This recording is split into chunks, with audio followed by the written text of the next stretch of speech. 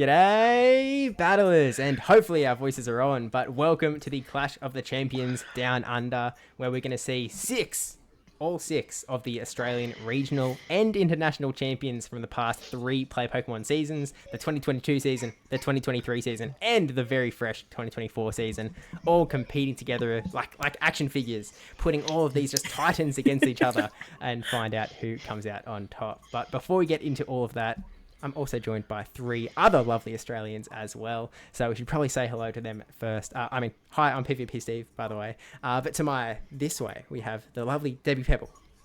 Hi, Debbie. Hello. Hi. That away, we have FishOnAHeater of Palatown PvP fame. Hey, what's up, guys? Over Yonkers, we have very recent Brisbane second place, Stumpy2517. 2517, the only one that calls me that. I love it. Unstoppable. You can't keep me back. But welcome in, guys. I guess also, I didn't even mention FishOnAHeater, second place OCIC as well. So, and of course, debbiepebble coming in with that third place medal from Perth 2022. So we've got some real champions up in this stream. So. I heard top 8 with Welma is also in this chat as well. Yeah, so that's why the top 2 anywhere else. Exactly right. If we had to rank, all of these performances, anyway. So first off, welcome everyone in. I guess we'll just sort of start getting moving because we have a lot of really awesome battles from a lot of really awesome battlers to go through. So let's start to sort of meet the Aussie champions in case you aren't already familiar. So first up off the bat, we're going to split the 6 champions into 2 groups, and then the winners of each group will go ahead and face each other at the end. So in group number 1, we have essentially the state of New South Wales. Here we have AgentMagikarp from Newcastle, and then we have RicFlareon and ValiantVish Sydney Siders at the moment as well. So AgentMagikarp is the winner, was the winner of the 2023 Sydney Regional Championship, is an absolute legend as well. As someone who lives in the same city as him, I've had to battle him many times in the Sylph Arena, and it used to be pretty even. It stopped being pretty even. Pretty good. He's a very, very talented guy, and definitely someone to watch out for. We also have RicFlareon, who won the first ever 2022 Melbourne Regional Championship, I believe, while also coming through and qualifying for the World Championships this year as well. He's essentially the only Aussie who has been in top 16 of both World Championships. So he's a very, very talented battler, and I think anyone on the planet would be a little bit scared to face him. But someone who has had to face him many times in the past, including in the 2022 Melbourne Regional Championships, where ValiantVish came in second, Vish also has come through after qualifying for Worlds in the top 4 of OCIC. He'd also gone ahead and won the 2023 Brisbane Regional Championship. So 3 absolute legends, and some of these are going to be some pretty contentious rematches. Not only do we have the Melbourne Regional Grand Finals between Rick and ValiantVish, but we also actually, I forgot to mention, have the Sydney Regional Grand Finals between AgentMagikarp and RicFlareon. Those were the 2 finals there as well. So that'll be absolutely cracker to watch. But of course, these are only half of the Aussies that we've got on display, because we also have Group 2, where we have Avrip, RobDrogo, and YACOBERVITCH. So Avrip and RobDrogo, both the Perth guys who in the 2022 and the 2023 Perth Regional Championships, these guys have just traded. They have each come first in one of them, and they've each come second in one of them. Absolutely cracked to just have that much dominance over the Perth scene, even with people flooding in to try and take those medals away. Avrip and RobDrogo have really just held on tight. Avrip going ahead to finish in the equal 9th place in the Yokohama World Championships after also competing in the first one. RobDrogo being one of only 2 battlers to qualify for the World Championships with Bastidon on his team. The other one being the famous Caleb Peng as well. So RobDrogo definitely in the Hall of Fame for that one. But last but not least, we have quite possibly one of the most cracked, if not the most cracked Australian battler out there, and that is Yako. Yako not only is the one and potentially only OCIC champion of all time, but he also just went ahead and swept through taking the Brisbane 2024 Regional Championship as well. So he, went straight into Yokohama World Championships, but now he's already qualified himself. Is the only Australian that is so far qualified for the 2024 World Championships as well. So these guys are definitely going to be awesome. Can I just step in there as well? Uh-oh. So I've got a bit of extra info here because this is like a bit of a group of death for me. I'm seeing I'm getting flashbacks here. Over the course of the past 2 regionals that I've attended, I've lost to all 3 of these battlers in winners finals and losers finals a total of 4 times. Oh my gosh. In 2 regionals. So I'm getting major trauma just looking at these faces staring at me right now. Okay. We can take them down. We can take them down. Sorry, Fish. We'll try and keep them away from you as long as we can. Please. Well, or at least push them to the back half of the stream so we can focus on Group 1 first. So I guess we would all just. I feel like I've been rambling for a very long time, so I apologize for not letting any of you guys speak, but it's pretty sick to have just all of these titans coming together, and I'm certainly looking forward to it. I don't know about you guys, to see all this just take place. For sure. Super keen. We've for a long time been on a mission to show the world what Aussie battlers can do, and these guys are the best placed people to be able to show everyone what is possible down under. So very keen. Absolutely. I think we can let's roll into it. I will run away for a little bit and we'll let FishOnAHeater and Stumpy2517, as he's famously known, take us away with the first battle of the stream, which is RicFlareon versus AgentMagikarp.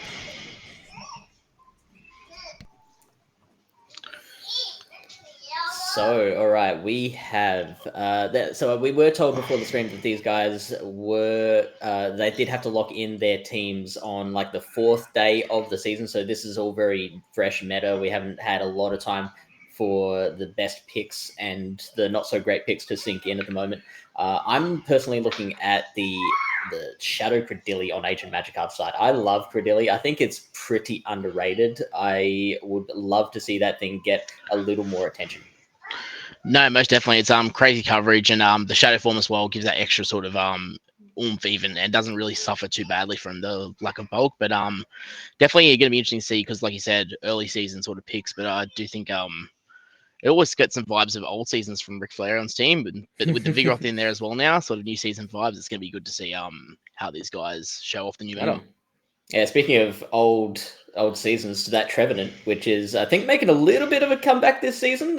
Yeah, Trevenant has a little more play than what it had last season, although it does have to worry about things like Talonflame, which has the ability to shield farm down the Skarmories there in the meta as well.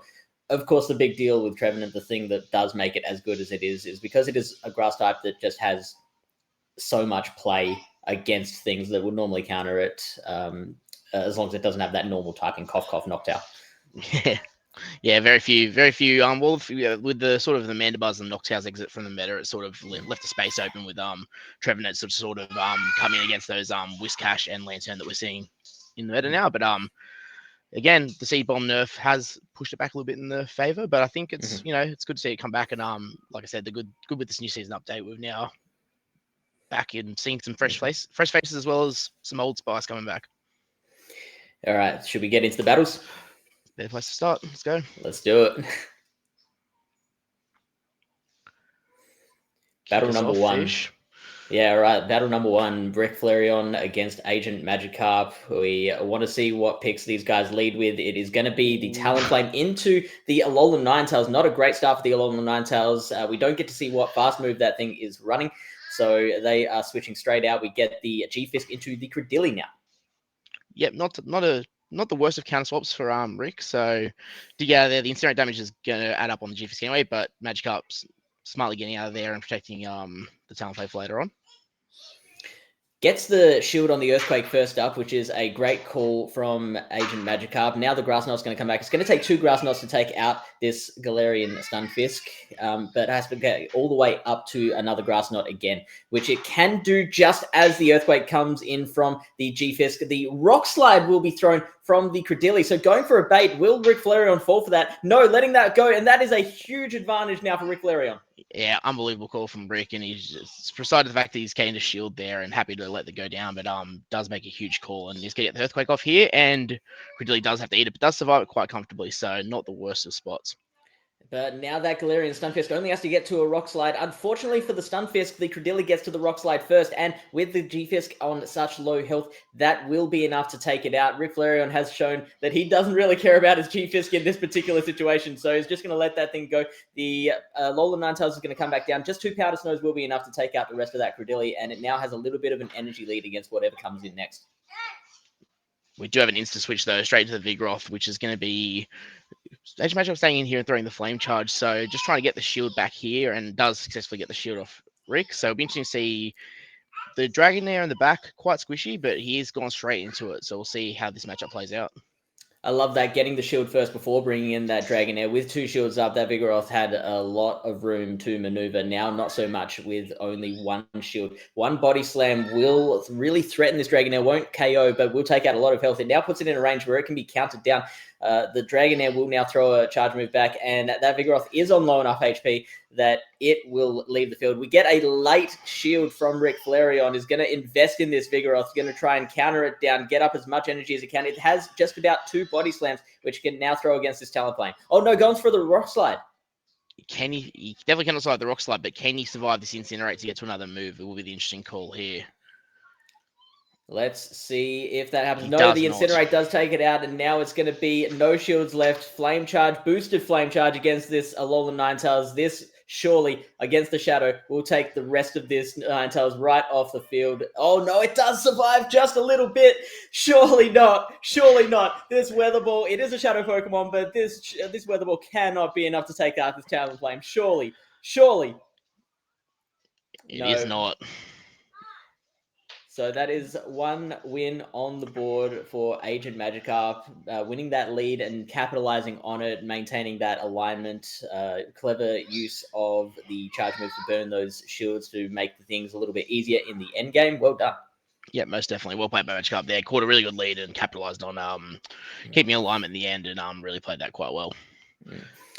We'll Do you have any thoughts on the line? Yeah, the line. I think the line's there. Like one thing is when you get a tough lead like that, it's hard to adjust. But there's definitely some good safe swap options for Rick, and some charge move pressure from both the G-Fisk and Vig. So not the worst of lines. Tough lead, but I think Rick's more than good enough to make some adjustments. All right, let's check out battle number 2. All right, you take us out. We've got Lantern into Dilly, so another really rough lead for Rick here. So he's got to get out of here, imagine. He does go to the Vigoroth straight away, but not a great counter swap option on the side of AgentMagikarp here. So does choose to throw the Grass Knot immediately here. And let's see, Vigoroth with an energy lead here is going to be really strong for Rick. So let's see how what he chooses to do here. It has let it go. Vigoroth is a really good safe swap into AgentMagikarp, but the fact that it's got 1 Grass Knot of damage applied to it now, that's going to make it a lot easier for whatever AgentMagikarp responds with to get the job done and maintain that alignment that is so important in this game. So AgentMagikarp having to use 1 shield, which is not an ideal situation. We do get the Rock Slide coming out, and that's not going to be shielded from AgentMagikarp, so this is going to be huge. This is going to take out the Talonflame. It is a powerful Pokemon, but it cannot survive a Rock Slide from anything.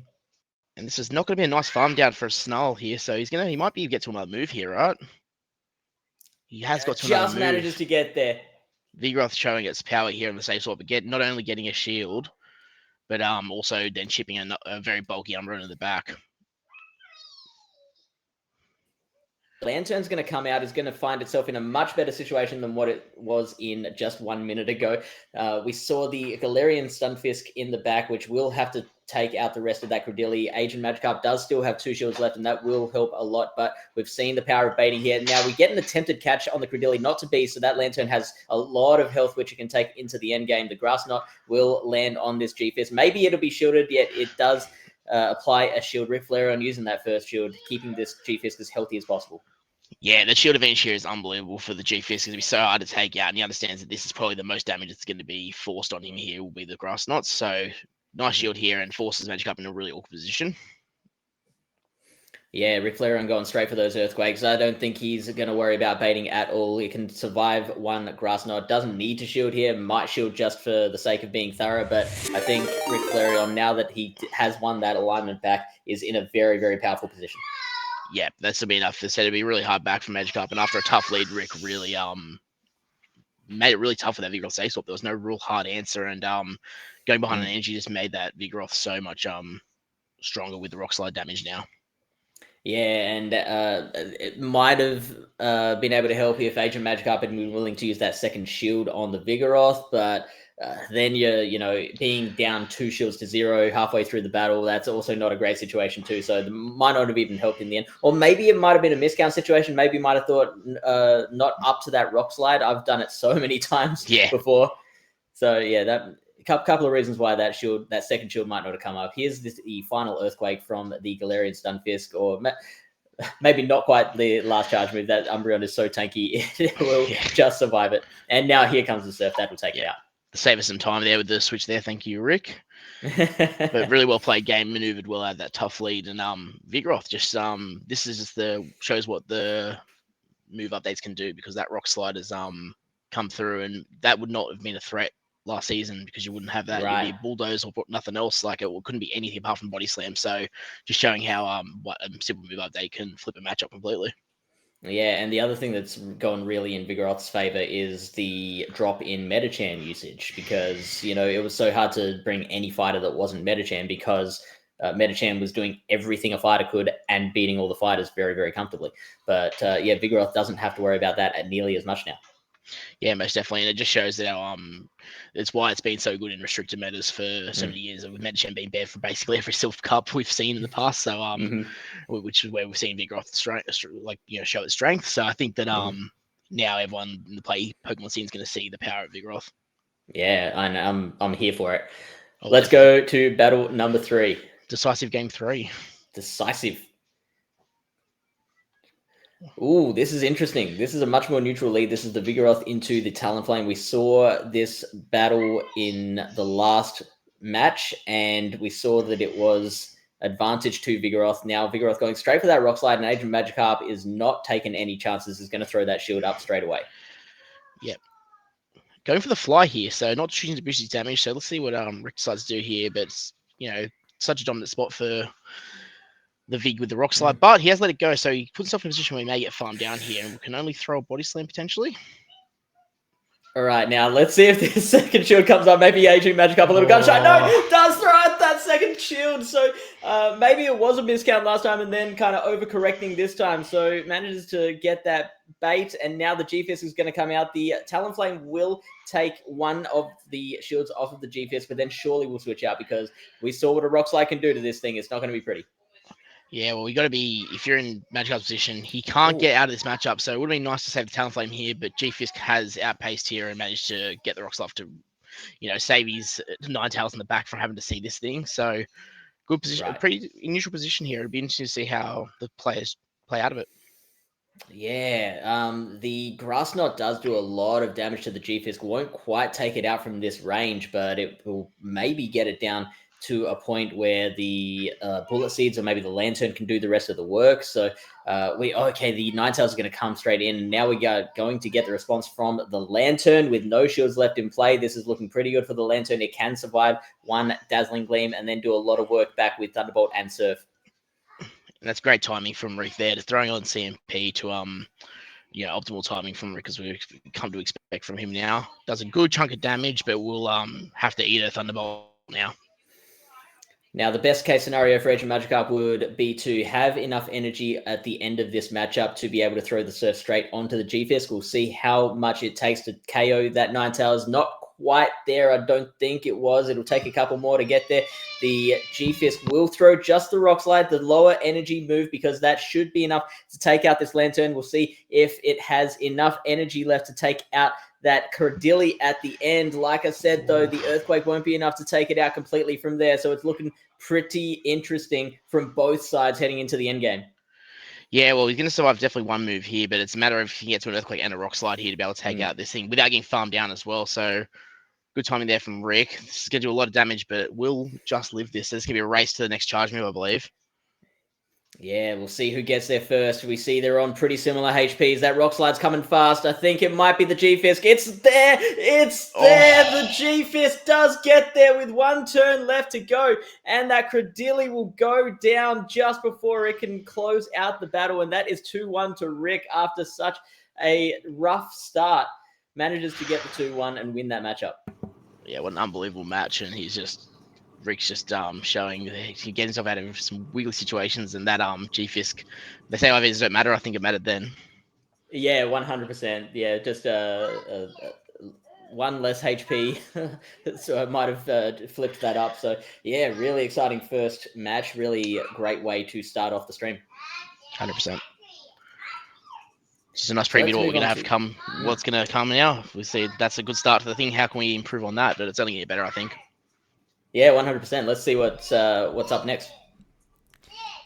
We're all back. Hello. We're all back. Oh, hey. I mean, that was definitely like just some very high-class battles from very high-class battlers. And I think we sort of forgot to preamble at the start. But like, again, I quickly mentioned before that these guys were the Sydney grand finals at the Sydney 2023 regionals. So this is like, this is the caliber of the battles that we saw back then.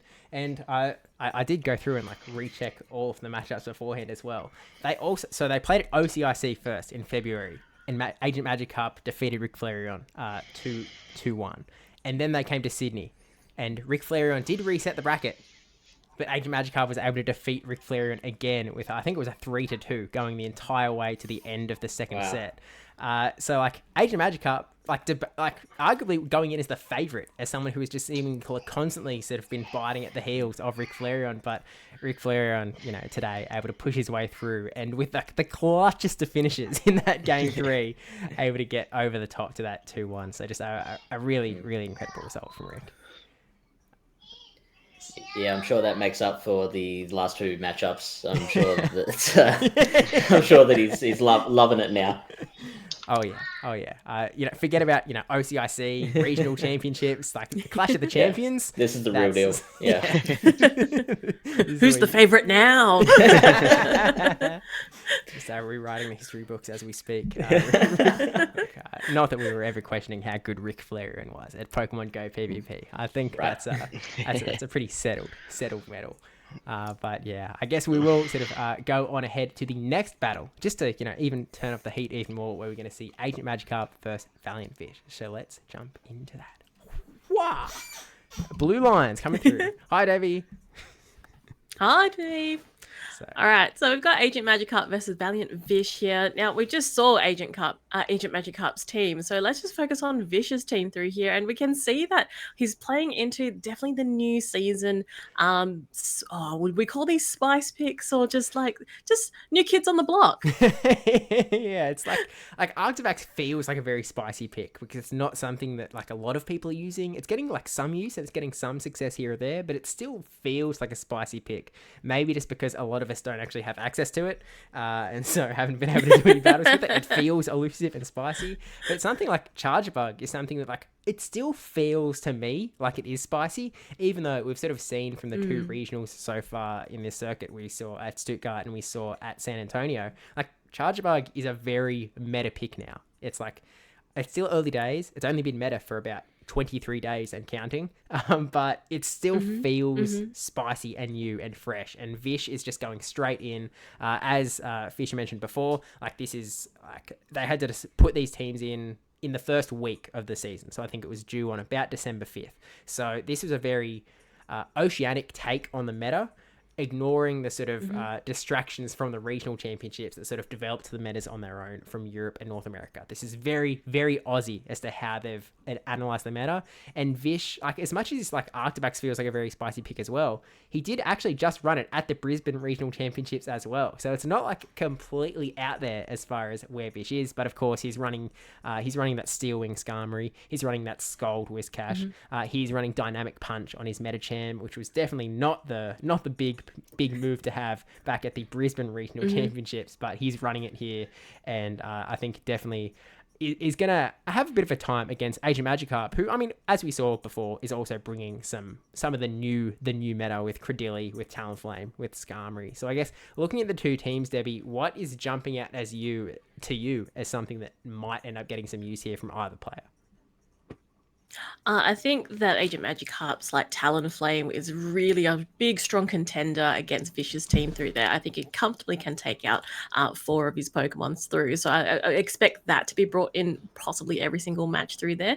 But again, something like Umbreon is so tanky as well. So I think it quite comfortably can bring in I'm surprised there is actually even a Metacham on Vish's team, because it's just something that I just haven't seen in such a long time. What is this Pokemon? Who is this? It's so gone. It's like it isn't even like the second primo fighter. Like, you saw how many Polyraths are at the Stuttgart Regional. Like, it's Metacham is very much somebody that we used to know at this point. Very Gotye vibes. But I think you're exactly right. Talonflame definitely going to be a very, very big pick for AgentMagikarp. And I think ValiantVish is going to have to approach the games as that's something that he has to worry about, because against most of his team, it's actually got pretty good matchups and can fight its way through with an Incinerate here or a Flame Charge boost here. You could really put some threat onto ValiantVish. So I think he's going to have to play around with especially the Whiscash and the Charge Bug a little bit to try and maneuver his way through that Talonflame.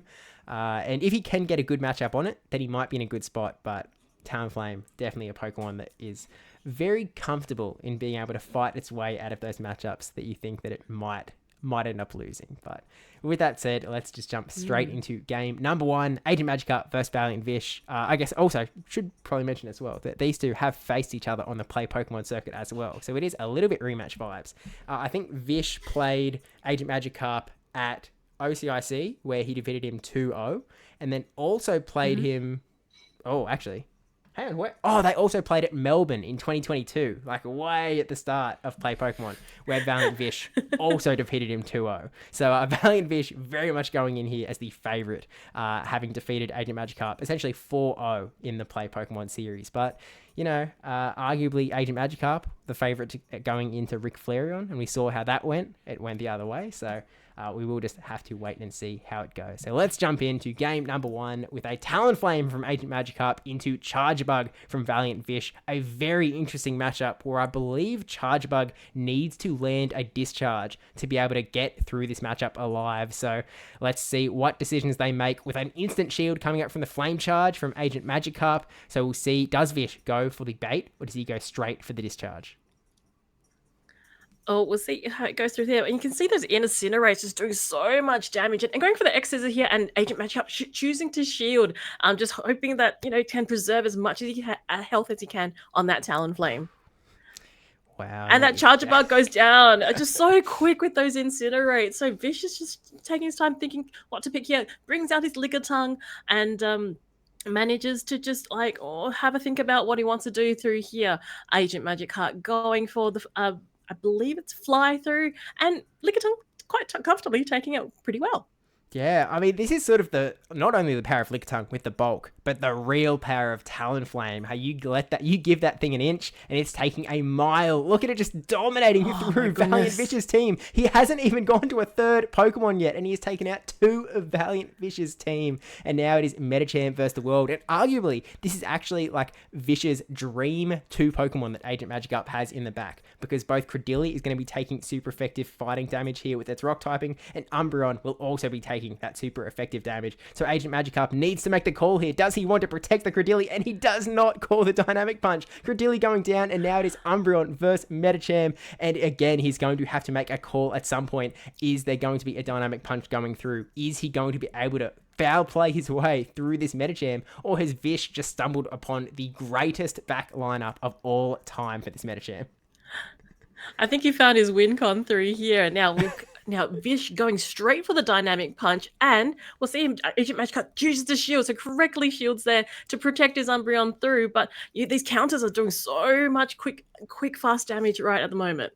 Yeah, it is seriously adding up. And like, as much as Medicham had fallen out of the meta, this is why Medicham can still be in the meta. It is absolutely forcing its way through this team. And there's a dynamic punch. It survives though and gets a foul play, but ValiantVish still holding onto a shield. So we'll be able to shield up the foul play from the Umbreon, get one extra counter through. Actually, the damage already registering from the counter from before, taking out the Umbreon and taking out game 1. But man, Medicham's back, baby. What a whirlwind.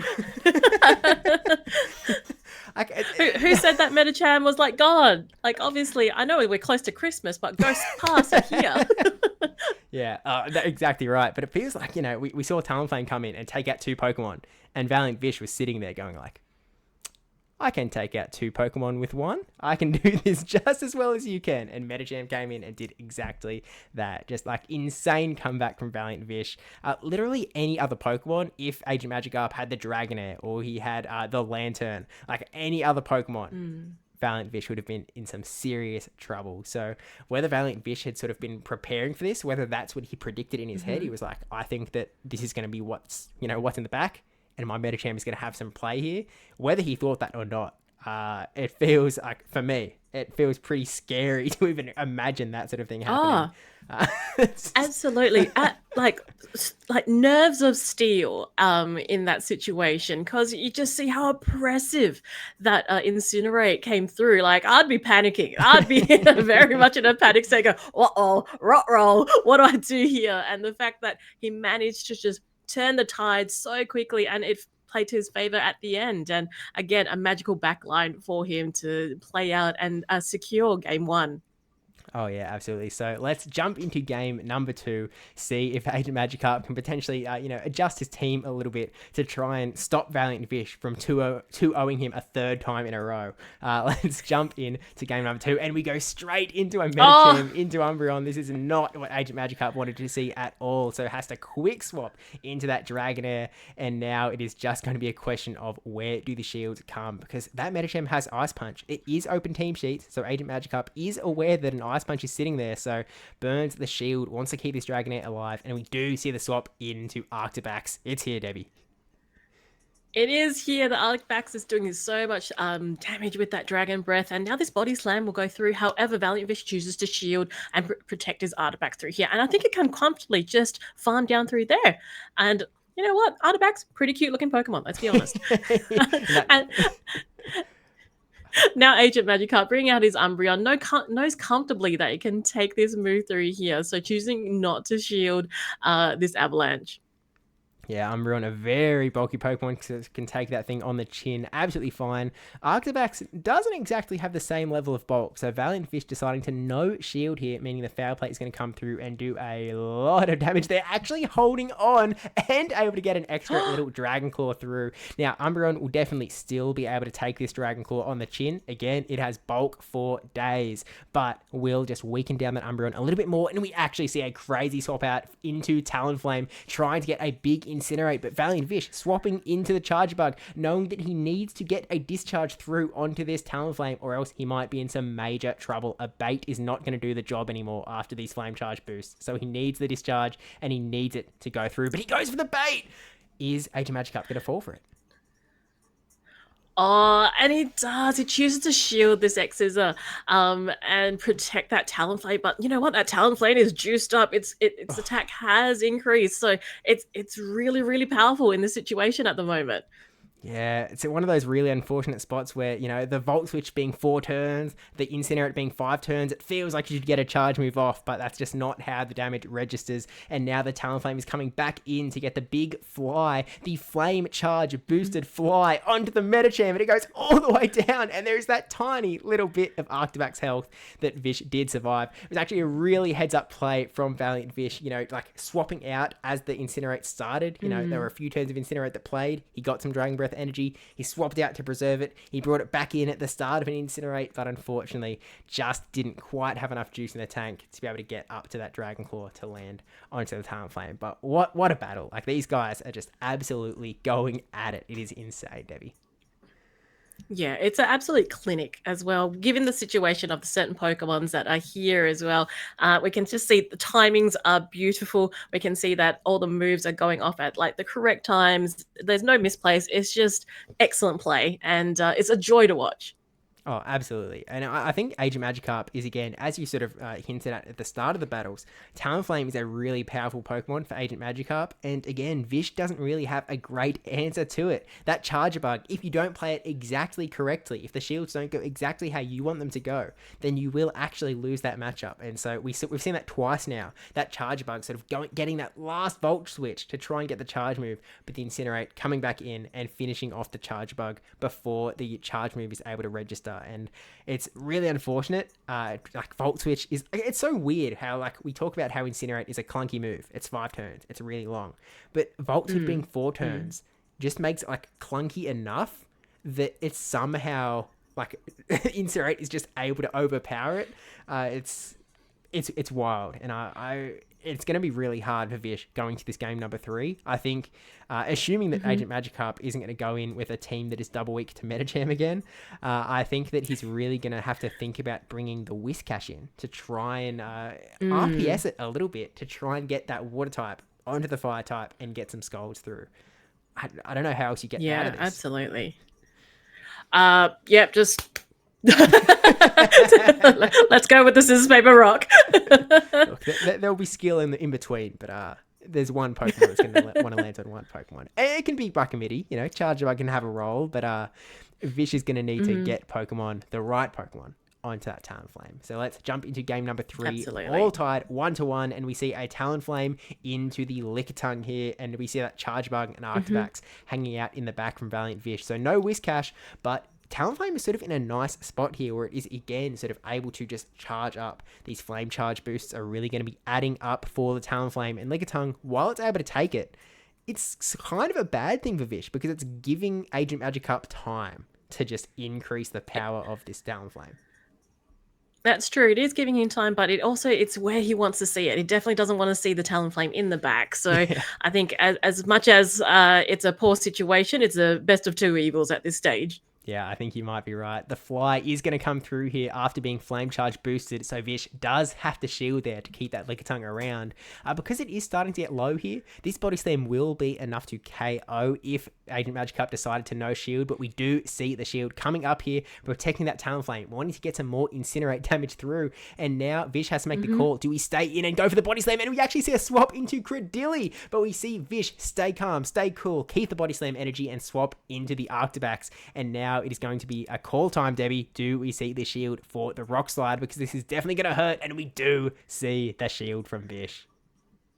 We do protect the little cutie. And from here we can see that now the Arctivax can go for that Avalanche, and AgentMagikarp choosing to shield as well. I think that it probably, if it did go through, probably would have taken it out. However, that Credilli just does so much damage. Yeah, like the Shadow Credilli is just adding so much pressure. This Rock Slide is seriously going to hurt the Arctivax. Again, not a very bulky Pokemon all the way down. That's basically a one-hit KO there, and now there is a tiny little bit of health on that Lickitung. It has a Body Slam loaded, but I'm not sure if that is going to be enough against this Rock-type Credilli. Going for the Power Whip. This will be enough to KO that Credilli, and now it is just going to be ValiantVish with his Charge Bug in the back, ready to take on 2 Flyers. Is he going to be able to do this again? Will he be able to force his way through? But there's a Flame Charge, Debbie, on that Talonflame, and this is going to seriously hurt that Charge Bug's chances. Absolutely. Although, if there were shields in play, it might be a different situation, especially given that there's 2 Flyers over here. But I think that Charger Bug, that little bus kind of bug-looking Pokemon, is really on its last stop. Yeah. I think this is definitely the end of the line for Chargebug, but still able to get a discharge off onto that Skarmory. But even with Steel Wing, this thing is just actually going to go for the charge move just to make sure that this Chargebug go down, and that means that AgentMagikarp has beaten the curse. He's taken ValiantVish back after losing to him twice in the Play Pokemon circuit. He's able to take him down again on the field that matters, that being the Clash of the Champions down under for another 2-1, defeating the favorite. And now we're in a spot, Debbie, like AgentMagikarp is come away really, really strong here with a big match point against ValiantVish. And I think we should probably describe to everyone as well how this is going to work in terms of the group format. Essentially, it is going to be match wins is the major tiebreaker, followed by battle wins, followed, and if we have, well, actually we're heading towards a possibility. We've got 2-1 from RicFlareon. We have 2-1 from AgentMagikarp. If ValiantVish ends up defeating RicFlareon with a 2-1, we may have to go to the sudden tiebreaker with a sudden death best of one from all battlers to try and break the tie. So, ValiantVish going to do his best to go all the way, clean up without a need for a 2-1. But this is already 2 amazing rounds, and I'm really excited to keep this going and seeing potentially one of the most hyped matchups coming up next. Oh, absolutely. Very, very much looking forward to the rematch of Melbourne 2022. Yeah, this is almost the classic Play Pokemon matchup for Australia. But Fish, Stumpy, welcome back. I mean, these guys are cracked, right? I don't know if you noticed. Yeah, most definitely. They may not be FishOnAHeater's peak of death, but they're still pretty good at the game. I guess we will sort of keep it rolling, and we'll go into the next battle for with the... sorry, I forgot to change the scenes over in the background, but for ValiantVish versus RicFlareon. Again, as Debbie mentioned, this is going to be rematch of the Melbourne Regional Championships, where they had to play, I think, 15 games in a row. Like, it was an absolute marathon where they played in the winners final, then they played in the grand final, there was a bracket reset, and then finally RicFlareon able to clinch out with a 3-2 in the grand final. So, like, these guys have a really storied history, and both absolute legends as well, have represented Australia at both of the last 2 World Championships, and I think are in really good stead to be able to do it again going into Hawaii. So definitely keen to see how this goes. So Fish and Stumpy, take it away.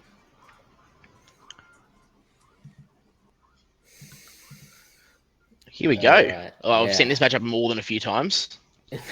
For sure.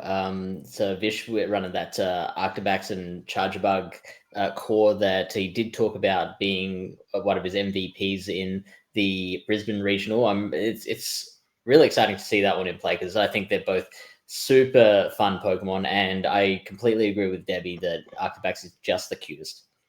Yeah, well, I think it's hard to dispute. I think we've got a sweep of even the chat saying it's quite a cute Pokemon. So I think we'll stick on that bandwagon. Much cuter than its evolved form. So I think we'll stick with that. What are we looking at this match? What are we thinking? Is this core going to look like it's going to cause Rick some problems? Well, the Chargebug has some very difficult counters in the Gligar and the Galarian Stunfisk. Chargebug, great into pretty much anything that's not a ground type. Now, I certainly have come up against my fair share of Gligar with my Chargebug in Open Great League, and I have managed to, get the job done in certain situations, if circumstances are in my favor. But,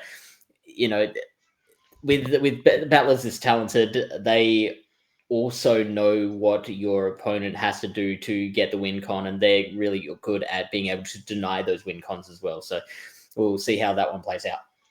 Yeah, most definitely. I think it's probably a good time to dive straight into the battles, eh? Let's do it. Vig into Skarmory. So pretty neutral lead here. Rock Slide's hitting neutrally, counter hitting neutrally. It's pretty, all across the board neutral matchup.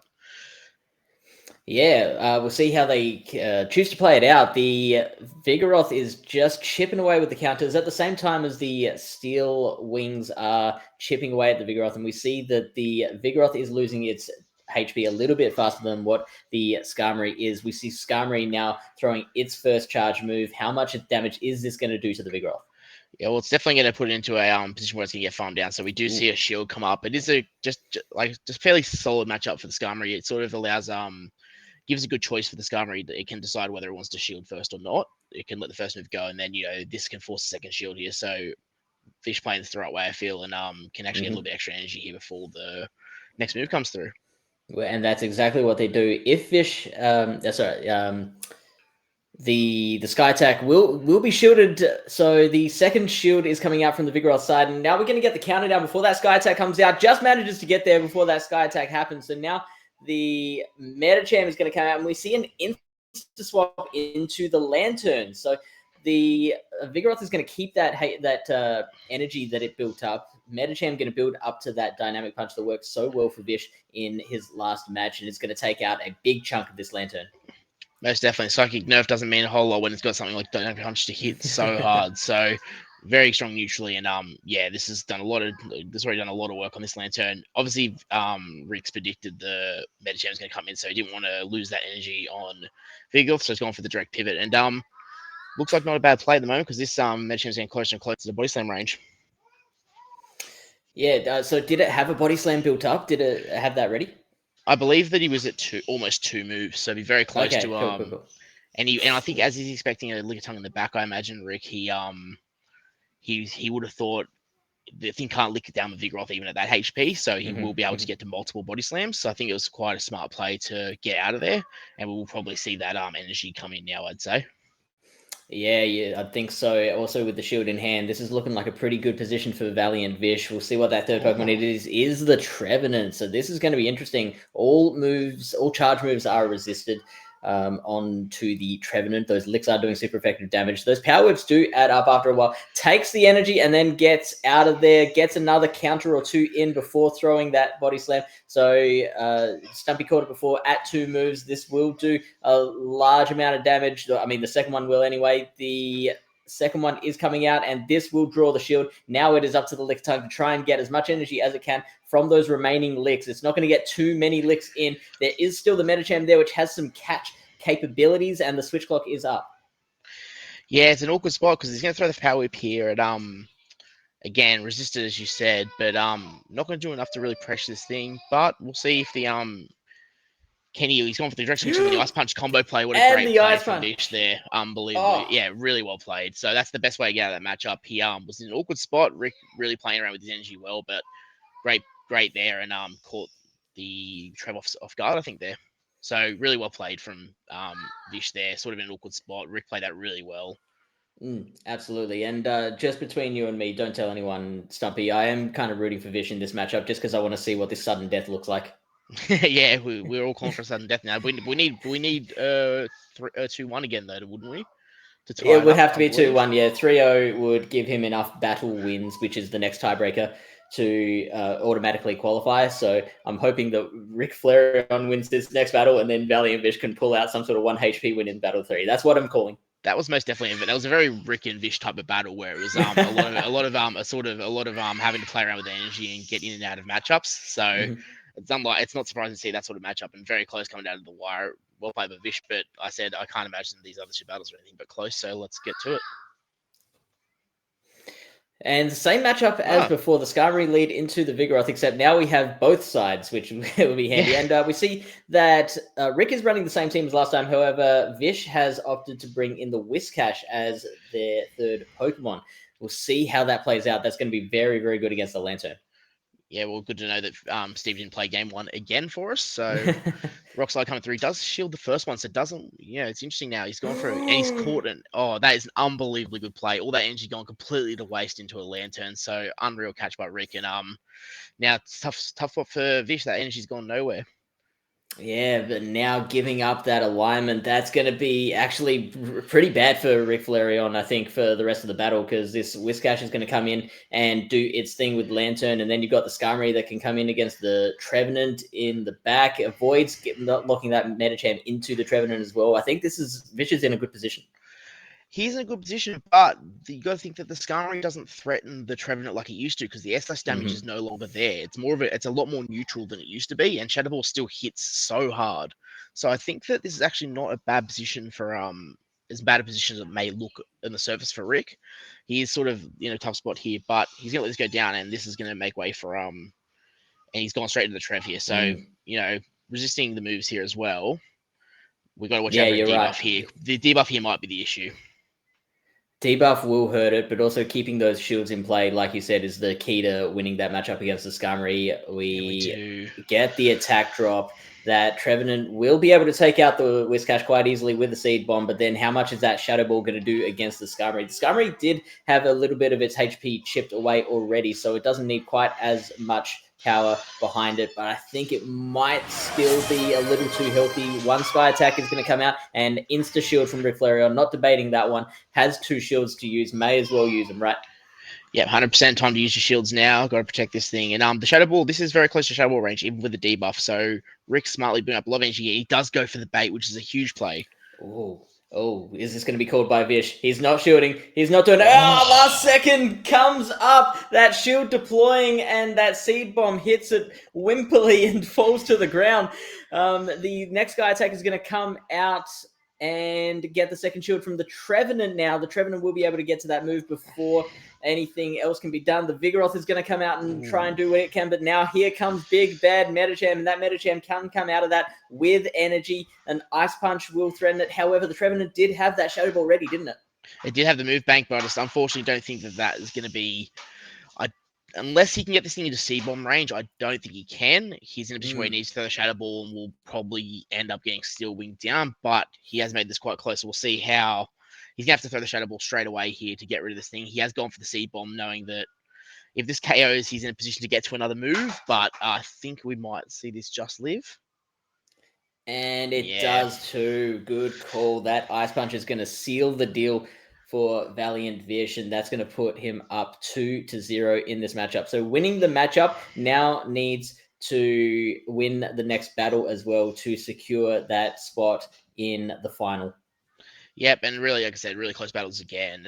Rick going for the play. You need to go for that play at the end there, trying to get the Seed Bomb off to be able to try to maybe get to another move, which would have still been close. But yeah, really good alignment for Vish, and yeah, there's just too much pressure on the Trevenant there, which isn't quite as tanky as it probably needed to be there to secure a win there. But well played both players, and yeah, I could never get bored watching Rick and Vish battle. With the benefit of hindsight, do you have any new thoughts on the switch into the Lantern? No, I do like the catch. It does put a lot of energy. It does take away a lot of energy. So I do see the utility in catching on Lantern again. And it didn't draw out like, Whiscash is a good counter, but it still takes neutral from surf. It's not a hard wall. And I think Rick identified that there was nothing really. The only thing that really could hard punish him was probably maybe the Archerbacks could have hard punished, but nothing else was really tragically bad for the Lantern there. So I don't dislike that play, but again, it's one of those things where, in hindsight, maybe you could play it differently, but I don't think you could put it in a bad play category. Yeah, absolutely fair enough. All right, let's check out battle number 3. The score is 2-0. Vish needs this one to go straight through to the grand final. It's Arctobacks into the Trevenant. Dragon Breath users obviously do very well with shields up. The safe switch into the Vigoroth, which RicFlareon has been relying on a lot. However, we know what this is like now with the Rock Slide that has been added to the Vigoroth's toy cot. It's going to be throwing out those Rock Slides and really threatening that Charger Bug back. And X-Scissor will take out a large chunk of that HP, but now this Rock Slide's going to come through and take it to about the same amount of HP as what the Vigoroth's on. However, the Charger Bug will use that shield first. Does get the shield and does get slightly outpaced here to the next move, but he's CMP by the looks of it. So the Rock Slide's going to come through here. Won't quite KO, but we'll put it in a very vulnerable position for the next Pokemon if he chooses to. It wasn't CMP, sorry. It wasn't CMP, yeah. It looked like it, didn't it? Yeah, so the Charger Bug is going to have to use that energy. Unfortunately, otherwise the Vigoroth would have gotten to another body slam, which would have meant that Vish would have...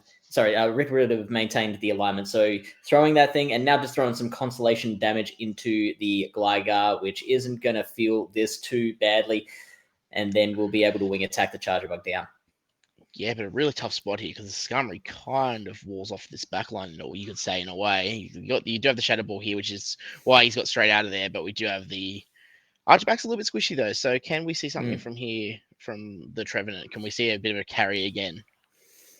Rick, once again, having the 2 shields, but when you've got such a big, fast move pressure Pokemon such as the Octobax, I'm not sure if that will matter too much. We see it's been taken into the yellow now, and now is going to throw that Shadow Ball. Vish is investing in the Octobax, so it's going to try and take out as much HP on that Trevenant as possible before the Skarmory comes in and tries to finish off the job with Steel Wings. Nah, it's a good play. The Dragon Breath damage, identifying the Dragon Breath damage is doing the most there over the Steel Wing. So he's just whittling down this Trev. It's going to end up being able to take out this thing with a potentially take out the Seabomb. This is resisted, so we'll see how this comes through. I think it's squishy Pokemon, so it might just KO. It doesn't KO, so that'll be another Dragon Breath or 2 from the Octobax. The Skarmory is going to come out and get 2 Steel Wings off. It's going to be Flyer versus Flyer now, and this is going to be tough for the Flyer on Rick's side. All of those moves are resisted by the Skarmory. Nothing resisted from the Skarmory onto the Gligar. So one Brave Bird is going to take that Gligar out and its children as well. And Vish makes that a 3-0. Yeah, dominant game 3 there from Vish, and yeah, just a really tough spot for the Skarmory. It was really tough for the backline there. So I like the like the play, but caught a really off lead in the game end game there, and sort of a little bit tough to deal with the backline. So GG's to Vish and a big 3-0. Yeah, getting it done the hard way, losing first battle and then coming back for a 3-0 in the second one as well. Likes to do that. Drops it early and then kind of comes back, just never loses again. Yeah, that's definitely. Yeah, again, once you get momentum on Vish's side, he's very hard to stop. So it'll be interesting to see how I believe he goes through now. So it'll be interesting to see how Group B deals with Vish later on.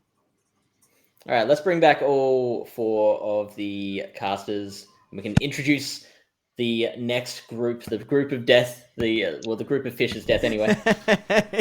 Yeah, let's just try and, give Fish some time. We'll make sure he doesn't have to cast this next battle.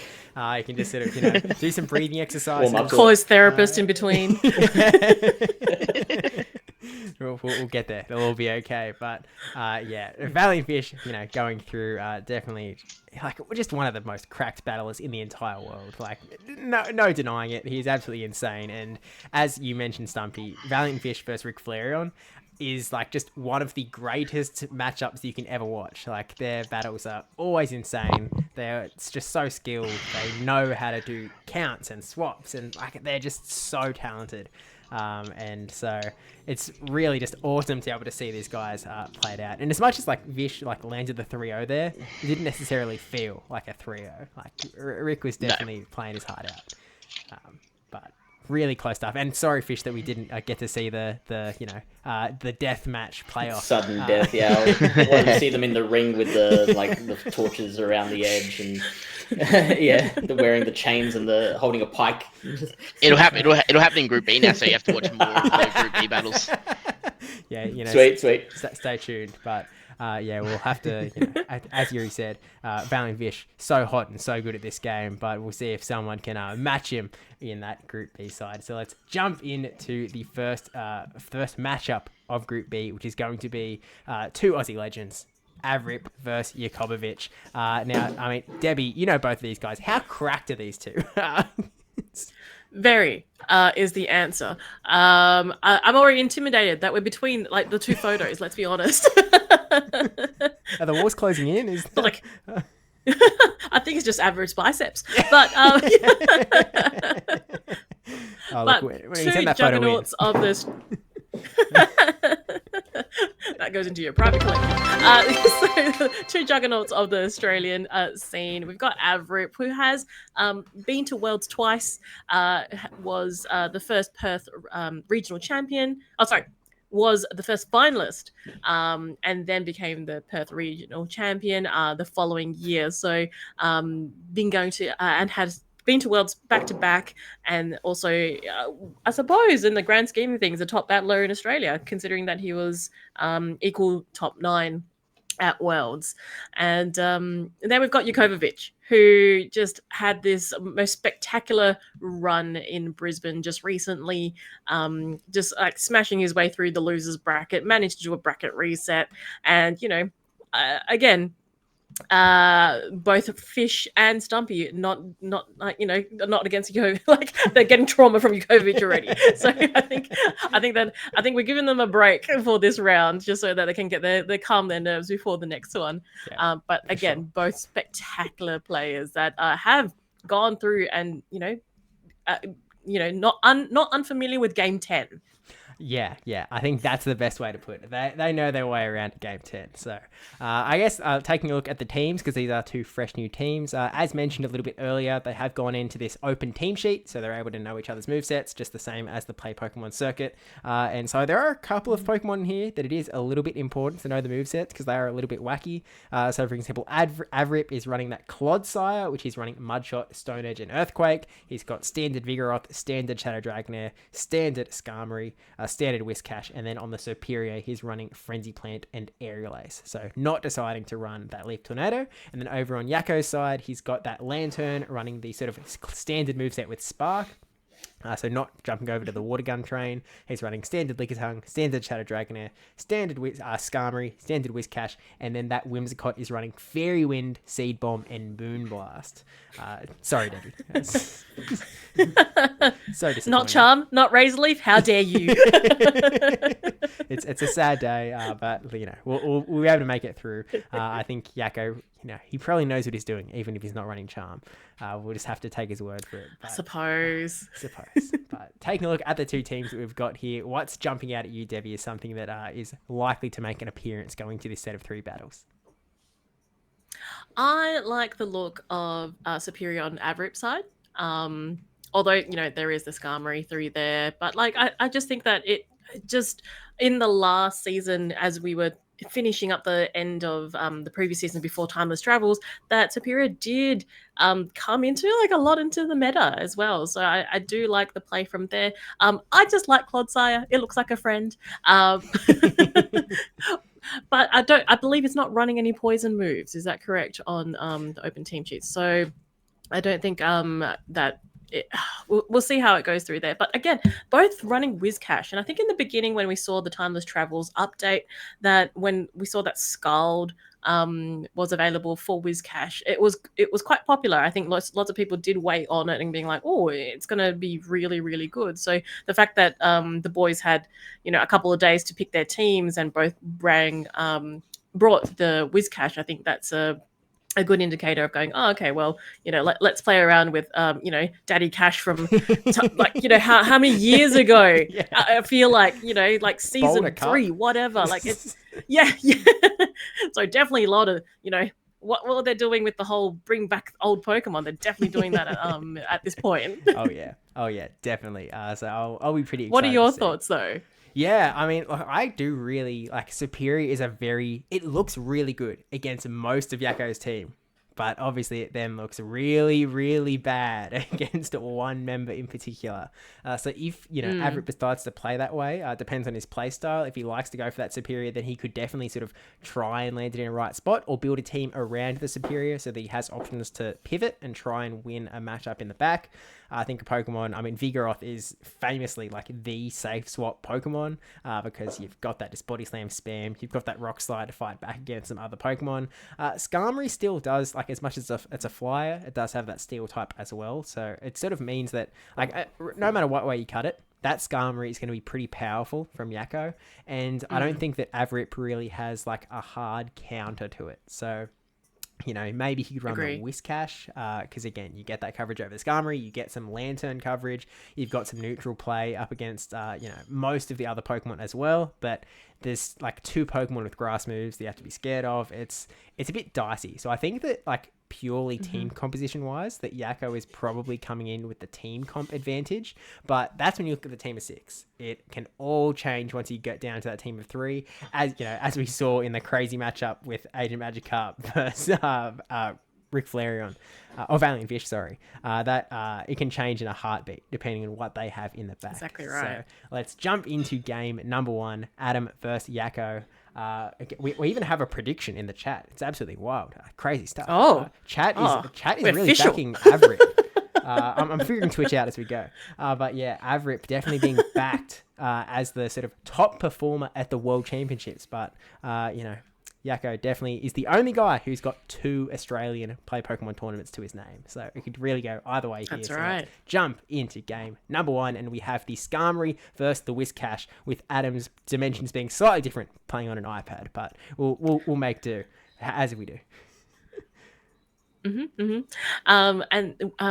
Yako going straight for the skull through here. We know that this Skarmory can tank it quite well, and just doing a bit of damage while, you know, we're stuck in this matchup for a little bit. Oh, we get the attack debuff on the Skarmory as well, which is definitely going to hurt this Skarmory a little bit. It's going to soften up how good it is, but the Brave Bird is still going to hurt, and we just see that double debuff Skarmory get out of there into the Vigoroth, the classic safe swap, going to be able to take this Scald, although it will really hurt, so Adam could really go either way here. Decides to use the shield, wants to protect the health on that Vigoroth, but gets another attack debuff.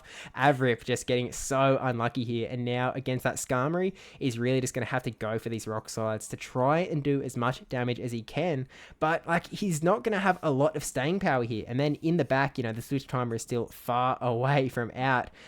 This Skarmory could become a little bit of a menace, but we'll see how they do play it out with another rock slide coming in, which is going to connect to this Skarmory. Yeah, YACOBERVITCH opting to shield that first one and not shielding the second, and it has been debuffed as well, so it can comfortably probably take a couple more rock slides at this range. And now Adam just giving up on the Vigoroth, going, well, you know what, you've done your job now. You've taken a shield, and we've still got a little bit left, and it manages to get to the body slam, surprisingly. Yeah, look, it's not going to do Let's a ton check those of damage. IVs on that Vigoroth. Yeah, can we get an IV check Also on the floor? debuffed as well. Yeah, it's not doing a whole lot to that Skarmory, but hey, still something. But we now have a lower health Skarmory coming in and a Clodsire hanging out in the back. Clodsire is going to have a little bit of a hard time facing Yako's back line, but we'll see how it all goes, because anything could change at a moment's notice. We see Avrip, no shield, the Brave Bird coming through, which is definitely going to hurt his Skarmory, but he's getting so close to being able to farm it down. But now Yako is able to get that Sky Attack off, which puts Adam in a really, really tough position where he has to just essentially lose all of that energy that he farmed up so that he can try and get a little bit of farm on this Clodsire. Yako waiting to see what it was before swapping into this Whiscash, but he's going to get outpaced. Oh, no, he's just not going to get outpaced to the Scald. He did swap in time, and this Scald really going to put Adam down a peg. Absolutely. This Clodsire is now into the yellow. It's still quite tanky, but again, losing half its health in that Scald. Luckily, not debuffed this time, and now Adam going for the Stone Edge here and comfortably taking out this Whiscash. However, we've got this Dragonair that's full health as well, and those Dragon Breaths are just adding up.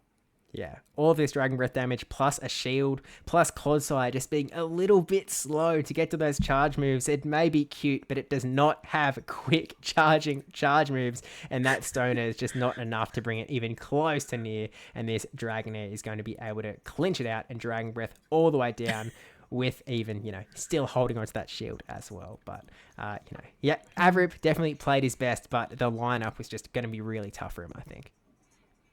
Yeah, the MVP there was definitely that Skarmory, and just being able to take so much damage and deal out those Sky Attacks so quickly as well. Again, Skarmory, something that hasn't been used in a while in the circuit and being brought back in this season, and quite popular pick as well.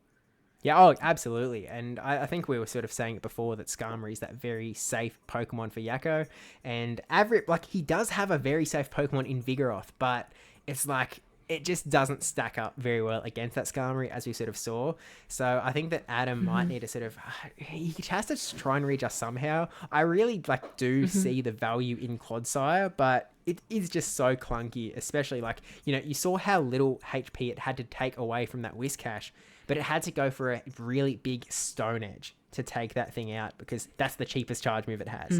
And you're not going to mud shot down. So it's like, it puts him in a really tough position, and so I feel like maybe I don't even know how you adjust. Maybe you just do lean in, maybe away from the Clodsire. Maybe you go for Skarmory, Whiscash, Vigoroth, and try and maneuver your way through that way. But it's going to be tricky for him, I think. Absolutely. And maybe a little bit of prayer for RNG as well, being double debuffed on those scalds. Just unlucky. Yeah, look, that is definitely a major part of Pokemon Go PvP, and Adam definitely got the short end of the stick both times on that one. But, you've got to play to all possible win cons. We know that very well. And so Yako definitely taking advantage of everything that went his way all the way through the battle and clinching out that game number 1. So let's jump into game number 2, see if Adam can sort of come back from that deadly Skarmory and try and force his way to a tied game. And we actually go straight into a Vigoroth into the Skarmory. And we can see in the back, we've got that Skarmory hanging out on Adam's side, but he has the Clodsire as well. So we'll see how he decides to play this out, because this Vigoroth could be very useful in the back, but he might just want to keep it here against this Skarmory to try and weaken it down so that he can maybe do a bit of work with his Pokemon in against Yako's backline.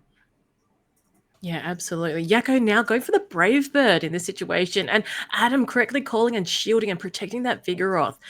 Expect Yako to switch out through here, and he brings out his Shadow Dragonite, and Adam actually switching out and bringing out his Skarmory there too. Yeah, I mean, it sort of works this back the same way. Avrip Skarmory is going to be able to soak a lot of this damage quite well. Dragonair doesn't really work so much as a Skarmory counter. You can take this Aqua Tail, you can take these Dragon Breaths that are resisted. Not that that matters all that much with a 1-turn fast move, but, these Aqua Tails are just slowly going to whittle that Skarmory's health away, while Skarmory is just sort of able to throw these charge moves at its convenience. Couldn't tell if that was a Sky Attack or a Brave Bird, but there's definitely something coming to this Dragonair, who is no shielding, uncharged as well. Uncharged. Oh, yeah, leaving wow. a little bit of health left through there. Is that him not tapping? Yeah, I think that's intentional, leaving, letting Yako take off more health from the Skarmory so that the opposing Skarmory could come in without the farm, but leaving enough health that he could get up to the Brave Bird. This is some insane strategy from YACOBERVITCH, but I thought he clicked on the Sky Attack. Oh no, we did click on the Brave Bird, but we do see a shield from Yako, and so now he has to decide, do I bring in the Clodsire, which has a lot of bulk, or do I bring in that Vigoroth? And looking at Yako's back line with the Whiscash, the Clodsire is really going to struggle, so I think it is the correct play to bring the Clodsire in here to try and use this to take out Skarmory, and hopefully go into that Whiscash with a little bit of energy in the tank, so that you can try and do something, and then maybe Vigoroth can finish off the job. But the Brave Bird coming through to weaken down that Clodsire, and now he still has to go for a charge move, Debbie. The Mudshot's not cutting it. No, not at all, especially against Skarmory, both flying and steel type as well. Here we got the Stone Edge that will connect through, that's taking that Skarmory finally out here, and now it's just, a battle of the mudfishes. We can see that they're just flopping around with their mud moves, and Adam going for the Earthquake here, and YACOBERVITCH opting to shield and protecting this Whiscash.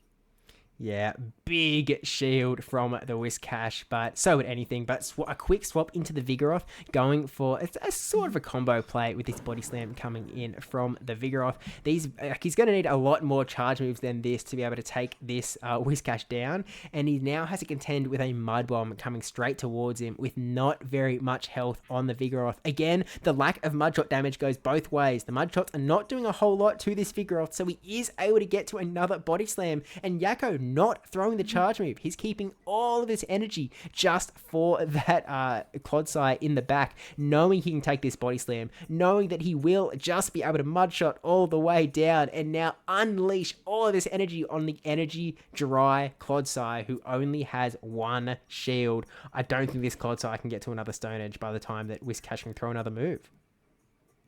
Yeah, absolutely. I think as much as I'd love, how much HP that Clodsire has, it's just not enough for a skull to come through, and YACOBERVITCH comfortably taking that second battle. Yeah, really putting a dominant 2-0 on display. And I think that Adam is just in such a tough position against that Skarmory. It feels like there's nothing he can do. He actually, in some senses, was able to take it out in that battle. He sort of pushed his resources onto that Skarmory, was able to fight his way through. But then he just sort of got through boss number 1 and then had to face boss number 2, being that Whiscash in the back as well. Which, I mean, looking at it now, again, he doesn't, the only solid answer he has to that Whiscash is the Superior, which is such a scary bring when that Skarmory is coming to every single game. Again, you've sort of got a position that where Vigoroth is a being neutral counter to the Whiscash, but you're already using a lot of that to counter the Skarmory as well. So Like, you've only got so much bandwidth, and I think Yako is really stretching Adam thin. Yeah, absolutely. I think that he's got a lot of like neutral Pokemon, which is fantastic, and a lot of flexibility. But that Clodsire is it is quite clunky as well. So it is getting so long to get to those charge moves, and I think that Skarmory is it's so quick and just unfortunately really hard to maneuver around.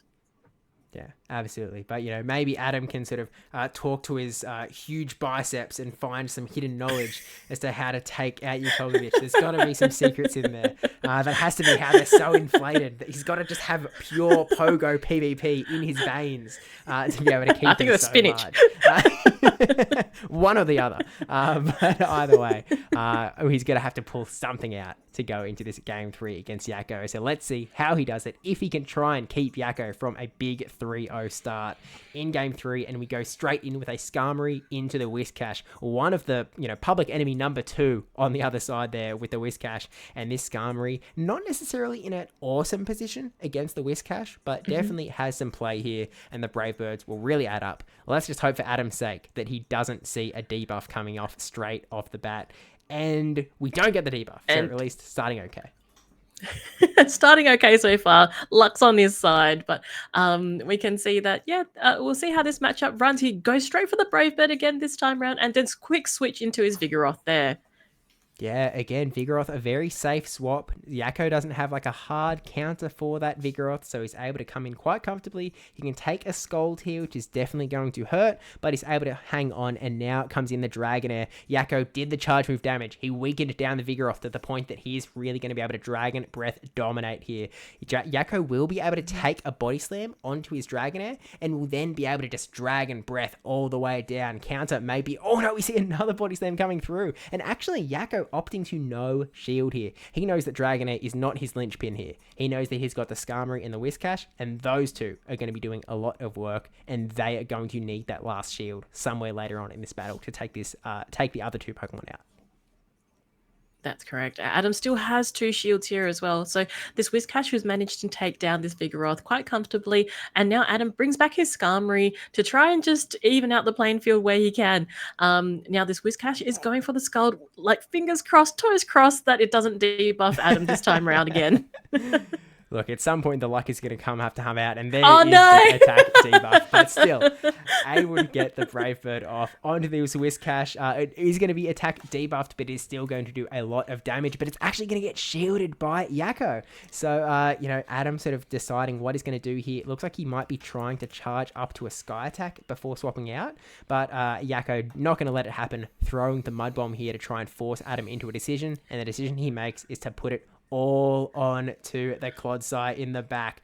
This time there are no shields on Yako's side. So as soon as Clodsire gets to a charge move, it's going to go right on through. It is going to dominate. So let's see if Adam can get through here with the 2 shields he's got in tow. He's used the first one on the Whiscash. He still has a long way to go to take on all this energy coming his way. Another Mud Bomb coming through. Yako refusing to go for the Scalds. He's going for the low energy Mud Bomb, thinking he has enough pressure, and Adam is getting pressured here, burning another shield, and now he has to throw this. He's throwing the huge Earthquake. He's not going for the Stone Edge, and this is really rough because now, like, even that Skarmory in the back, 1 Stone Edge isn't going to be enough. He's going to need 2 Stone Edges at least to try and take this thing down. And absolutely, and these fast moves are doing nothing on this Skarmory. If anything, probably healing it at this stage. So we can see that the first Stone Edge is going to connect. But again, doing only about 1/3 of health. It's still in the green. This is going to take a while. Look, it may take a while, but I have a terrible feeling that we do know how the result is going to play out, because this Skarmory, like, look how much damage that Sky Attack does. Clodsire already down in the yellow. We can see Clodsire has another, like, I think that at this point Adam isn't even going for the charge move. He's accepted the defeat here. He knows that this isn't going his way, and unfortunately Clodsire not able to save the day. Apparently cuteness is not the ultimate factor when it comes to PvP, but it does mean that Yako takes away a massive 3-0 to start us off. Yeah, just great gameplay from YACOBERVITCH there. I think being able to maneuver around, and honestly, the lines that were brought in were very, very much the same or similar to the previous rounds as well. So there's nothing that was like anything that was a spice pick that was brought in to change it up or anything like that. So I think the boys having choosing those particular lines, it was really just hard for Adam to try and maneuver because YACOBERVITCH just brought in this almost the same team each time round. Yeah, exactly right. But still a really tough one for him to be able to fight through. So this is sort of similar to what Yako did at the Brisbane Regional Championships against our fellow caster Stumpy. You know, he had this one line that was really powerful, really tough to fight through, and just it was able to just keep it going and fight all the way through. But speaking of, let's bring the guys, almost back in. There we go. There they are. How's it going, Legends? And big three at a start. That gave me flashbacks. Definitely feel that vibe. He knows his lines. He picks his 3 bonds, and it's you could tell not that Adam could get any luck with the the skull debuffs, but what was that? Was that 5 in a row? But may as well. Yeah, pretty favorable lineups there. So fair play to Yako's capitalizing on that. I think it was 80% for Adam's. 80%. You survived one. Unreal. Yeah, got one. Take that to the roulette table every time. Look, a very, very strong battler, but he knows how to do his teams. Let's put it that way. He definitely knows what he's doing. But now sort of comes the chance for Yako to sort of keep pushing his luck because he's already got a 3-0. We saw ValiantVish take out the other bracket with a 3-0 and losing 2-1. And that was all he needed to get over the line. So Yako might not necessarily even need to win this next matchup up against RobDrogo, but definitely going to be pushing his best to try and take it all out here and just clean this group up before we even get to the end, which might be a little bit anticlimactic, but we'll just have to wait and see how it does roll in. I guess we have to hope for RobDrogo to win just for the drama. I guess that for the content. But, see if they appreciate the content. we didn't get the sudden death last time. Surely we get it this time. Surely it's the time. But let's jump into it and take a look at what we've got over on RobDrogo versus Yako. Here we go. I don't believe these guys have either faced each other at all, have they either? I don't think Yako's been over to the western side to take on the WA champions of past and probably future. That's right. And I know, I'm pretty sure Avrip hasn't come to a non-Perth regional. RobDrogo has competed in Melbourne before. So, this is the first time these guys get to face off in something like this. And is that an all-shiny team on RobDrogo's side?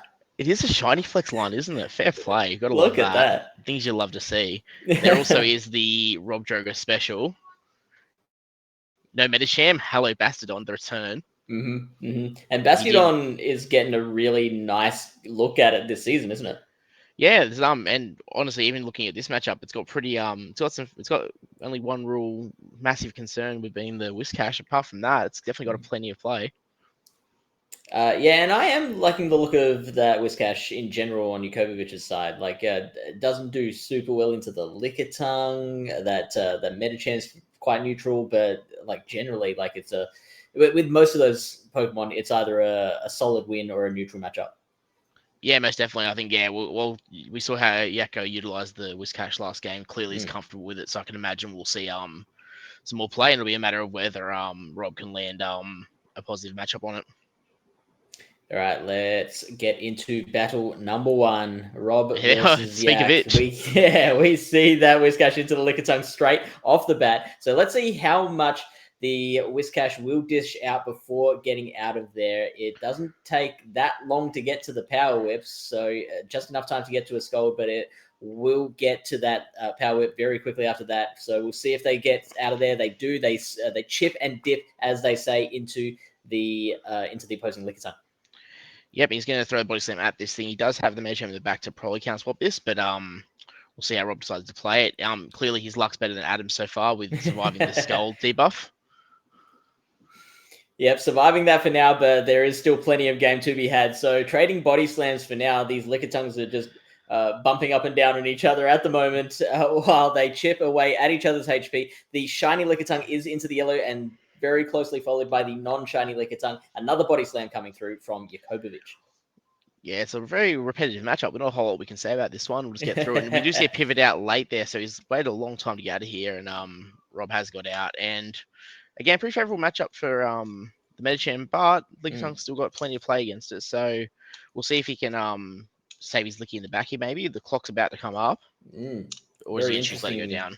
Oh, wow. Getting to that power whip just before it can go down. And RobDrogo opting not to use that shield. It will survive the power whip. That puts it very, very low and gets that last counter down. Now, the Medicham does have a ton of energy. It can deploy that in a couple of different ways against these Pokemon. The Steel Wing is not going to farm the Medicham down like an Air Slash would have. This Dynamic Punch will do a reasonable amount of damage. YACOBERVITCH not shielding, and the Dynamic Punch lands. Ooh, not getting that extra move off as well. Not quite getting there, but not the best answers coming in here. He's got a Lickitung that doesn't really want to play games with Skarmory, and the Ninetales that definitely doesn't want to play games. So, especially with the Ninetales is running Charm as well, unlike so the Charmtails as well. So Charmtails is even the Powder Snow still would appreciate it, but the Charm will almost definitely not appreciate it. So, Body Slam's coming through here, resisted, but we're going to see a switch out here? No, staying in, throwing the move. Just the Lickitung is valiantly trying to put up that shield, just get as much as it can out of it. I think that is the right play. Just try and get as much lick damage in as you can. Maybe a couple of charms will do the job after that. So good play from RobDrogo. Most definitely, and he's always put all on the Ninetales here. Can we charm this thing down? This might come down to a Skull debuff. It could. The RobDrogo does have one shield to play with. You can see how much damage that charm did. This isn't even a Shadow Ninetales, and yet the charm is doing just so much damage to it. The Skull comes through. Will we get the debuff? It is the attack drop. Wow, YACOBERVITCH just getting it done once again. Here, let's see if that makes a difference. The Mud Bomb is going to not get shielded by RobDrogo. Letting that one go. It is into the red now, and now it's just going to be mud shots. You've just got to try and get the job done with mud shots. It's going to be a race. Those fast moves coming through, and just with 1 HP left, managing to do it once. Can you lick down in time? Does finish it off. Oh my! Oh, wow! The Lickitung closing it out, and wow, that shield came up on the Lickitung when it had so little HP left, and I'm like, well, yeah, I mean, I know Rob knows what he's doing. I suspect he has a plan for this Lickitung, and sure enough, it came out in the end and finished the job against YACOBERVITCH. Unfortunately, though, Yakko saving shields for next game is going to be tough for Rob to get through 4 shields, but maybe the Charmtails can get through it. Yeah, if anything can get through 4 shields, it's the Alolan Ninetales. So yeah, that's well, we've seen that's just a very charm matchup, isn't it? We've seen a person getting just farmed down with shields up, and just it's hard to fit it again for Yakko's side. It was hard to figure out what to shield there because a lot of resisted charges going in. He just didn't know just couldn't figure out what to shield, and in the end, it just even with the debuff, the Ninetales just charmed straight through the rest of the line essentially. Also, I noticed RobDrogo leaving the Bastiodon on the bench for now. I'm gonna say that's not gonna happen all 3 battles. That at some point we will see shiny Bastiodon. Well, what did we see? We saw did we see Skarmory and Lickitung from Yakko that game? So and the Whiscash. The Whiscash obviously is the target for the Bastiodon, but there's 2 things that the Bastiodon would love to see in there. So does Rob make the adjustment and then could catch Yakko off guard here? So a bit of mind games going on here for Rob's side. Yeah, totally. So I think really the name of the game for Rob is just find the Whiscash, delete the Whiscash, then Bastiodon all the way home. You definitely got the option to draw it out with something like a Gligar as well. I think you've got that sort of option. A bit risky with the Skarmory, but I think there's definitely an option to try that sort of something along those lines to try to make the Basti safe. But I can imagine we see Whiscash every game because he needs something that really checks that Basti. Yeah, totally. All right, let's check it out. Battle number 2, RobDrogo versus YACOBERVITCH. Oh, there it is. There we go. And leading with Skarmory in the back. Yeah, so interesting. ABA weak to the Bastiodon. This Lickitung It does a reasonable amount of damage to the Bastiodon. It can take a lot of the... It can do a lot of the work. It will not KO the Bastiodon by any stretch of the imagination, but those licks and the power whips add up. It can take a lot of smackdowns. It can take a lot of stone edges. It's going to be a long battle if they choose to stay in the whole way. Most definitely. This is a good spot, and it's probably worth noting that at least the steel wing is slightly less tragic than Air Slash with Skarmory, so there's slightly more to look up for. We don't have any flash cannon on the on Yakko's side, amazing, but though. Again, this is a relatively neutral match. One of the few neutral matches that Lickitung actually loses in the Great League. So definitely an interesting one, and really liking the look of the backline though, because there's not a lot of charge moves to get rid of this Lickitung on Rob's side if the Medi can't get onto it. Yeah, so the Lickitung goes down, and you would you would expect the Whiscash to come back out now, and RobDrogo would have to just switch out that Bastiodon. There it is. Not stay in. Yep, and here comes Rob's own Lickitung. Now, YACOBERVITCH, just like in the last battle, not switching out straight away, building up to a Scald, throwing that Scald, hoping for the debuff, and then I would imagine switching out into the Skarmory after that.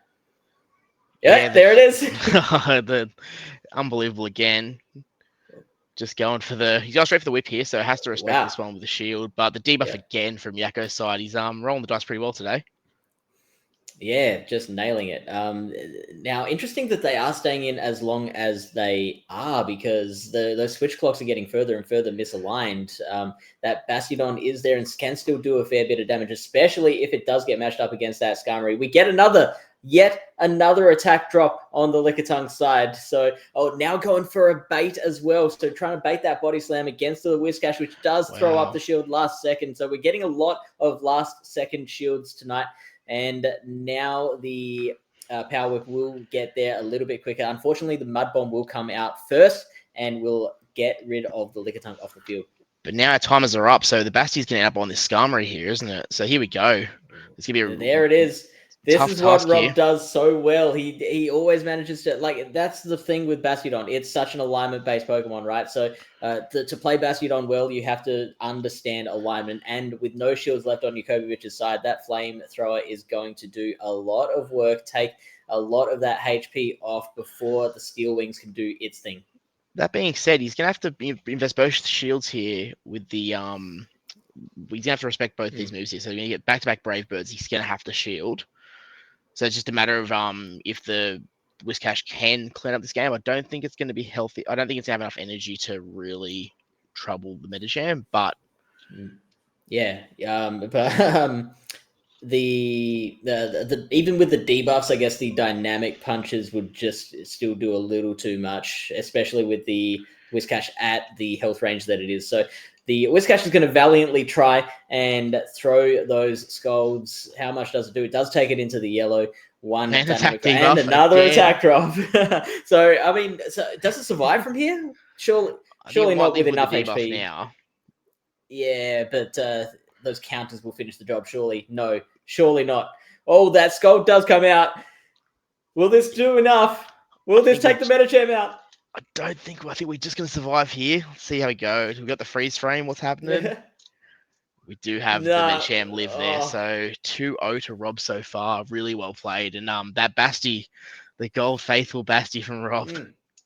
Yeah, lined it up exactly how they wanted it at the start of the battle and towards the end of the battle as well. So getting exactly what Rob wanted out of that matchup.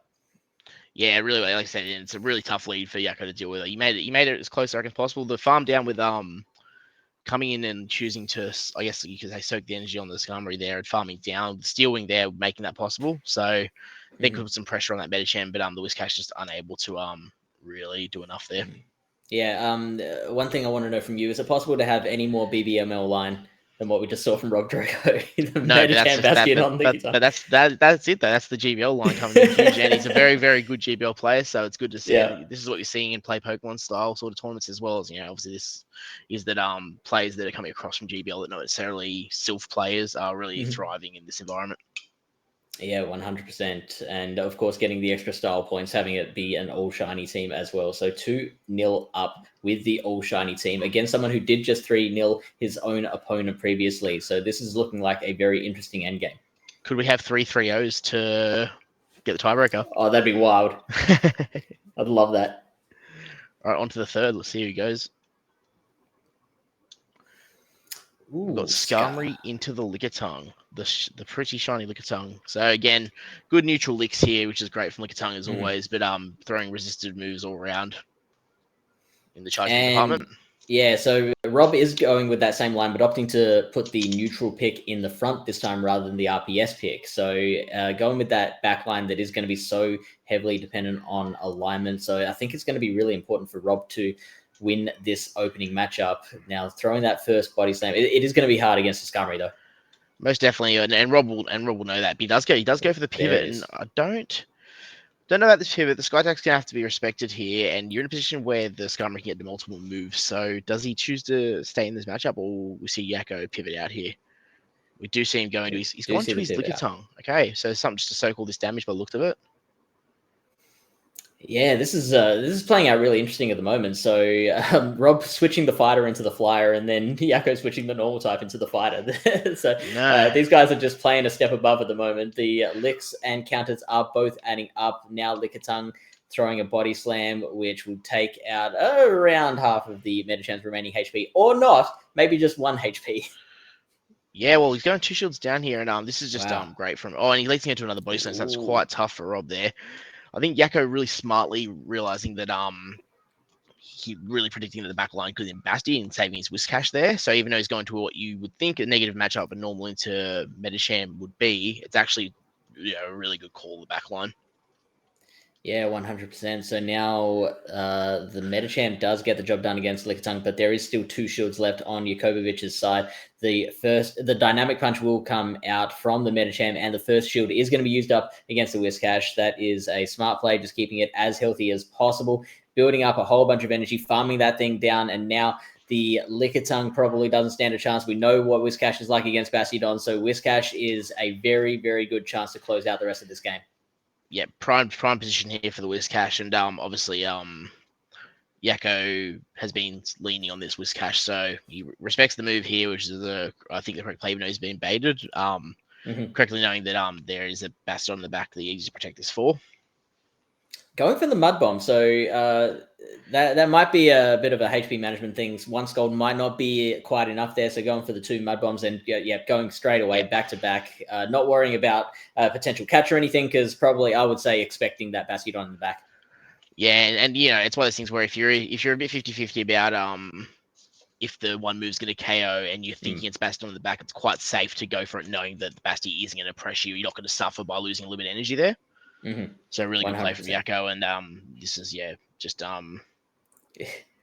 what this is you say. Not going to be good. So the only thing the Bastiodon can do is throw a Solar Beam. Yeah, if only will we see a Bastiodon get a coverage move? Grass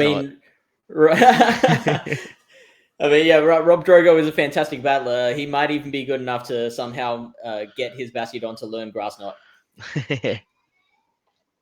Unfortunately, not to be in this battle. The Whiscash will finish off that Bastiodon, taking out that last little bit of HP that was necessary to clinch a 2-1 and save that particular matchup from being the sweep that would have put his finals chances in jeopardy. Yeah, well, very valuable point, that one. I think that means that Rob would have to sweep Adam to take this group. Yeah, and I've seen these as obviously it was mentioned. I don't know if it was mentioned earlier how Rob and Avrip met in the finals of both of the Perth Championships. Yeah. So they have a very strong history against each other, and they are very, very hype battles. So I'm very keen to see how this one plays out. They've both got that, like, obviously one took it out one year, one took it out the other year. So these guys are very evenly matched.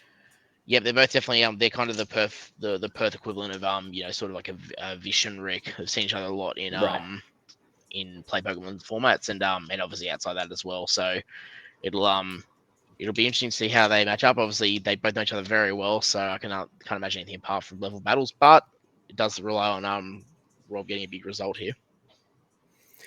Let's bring back Steve and Debbie.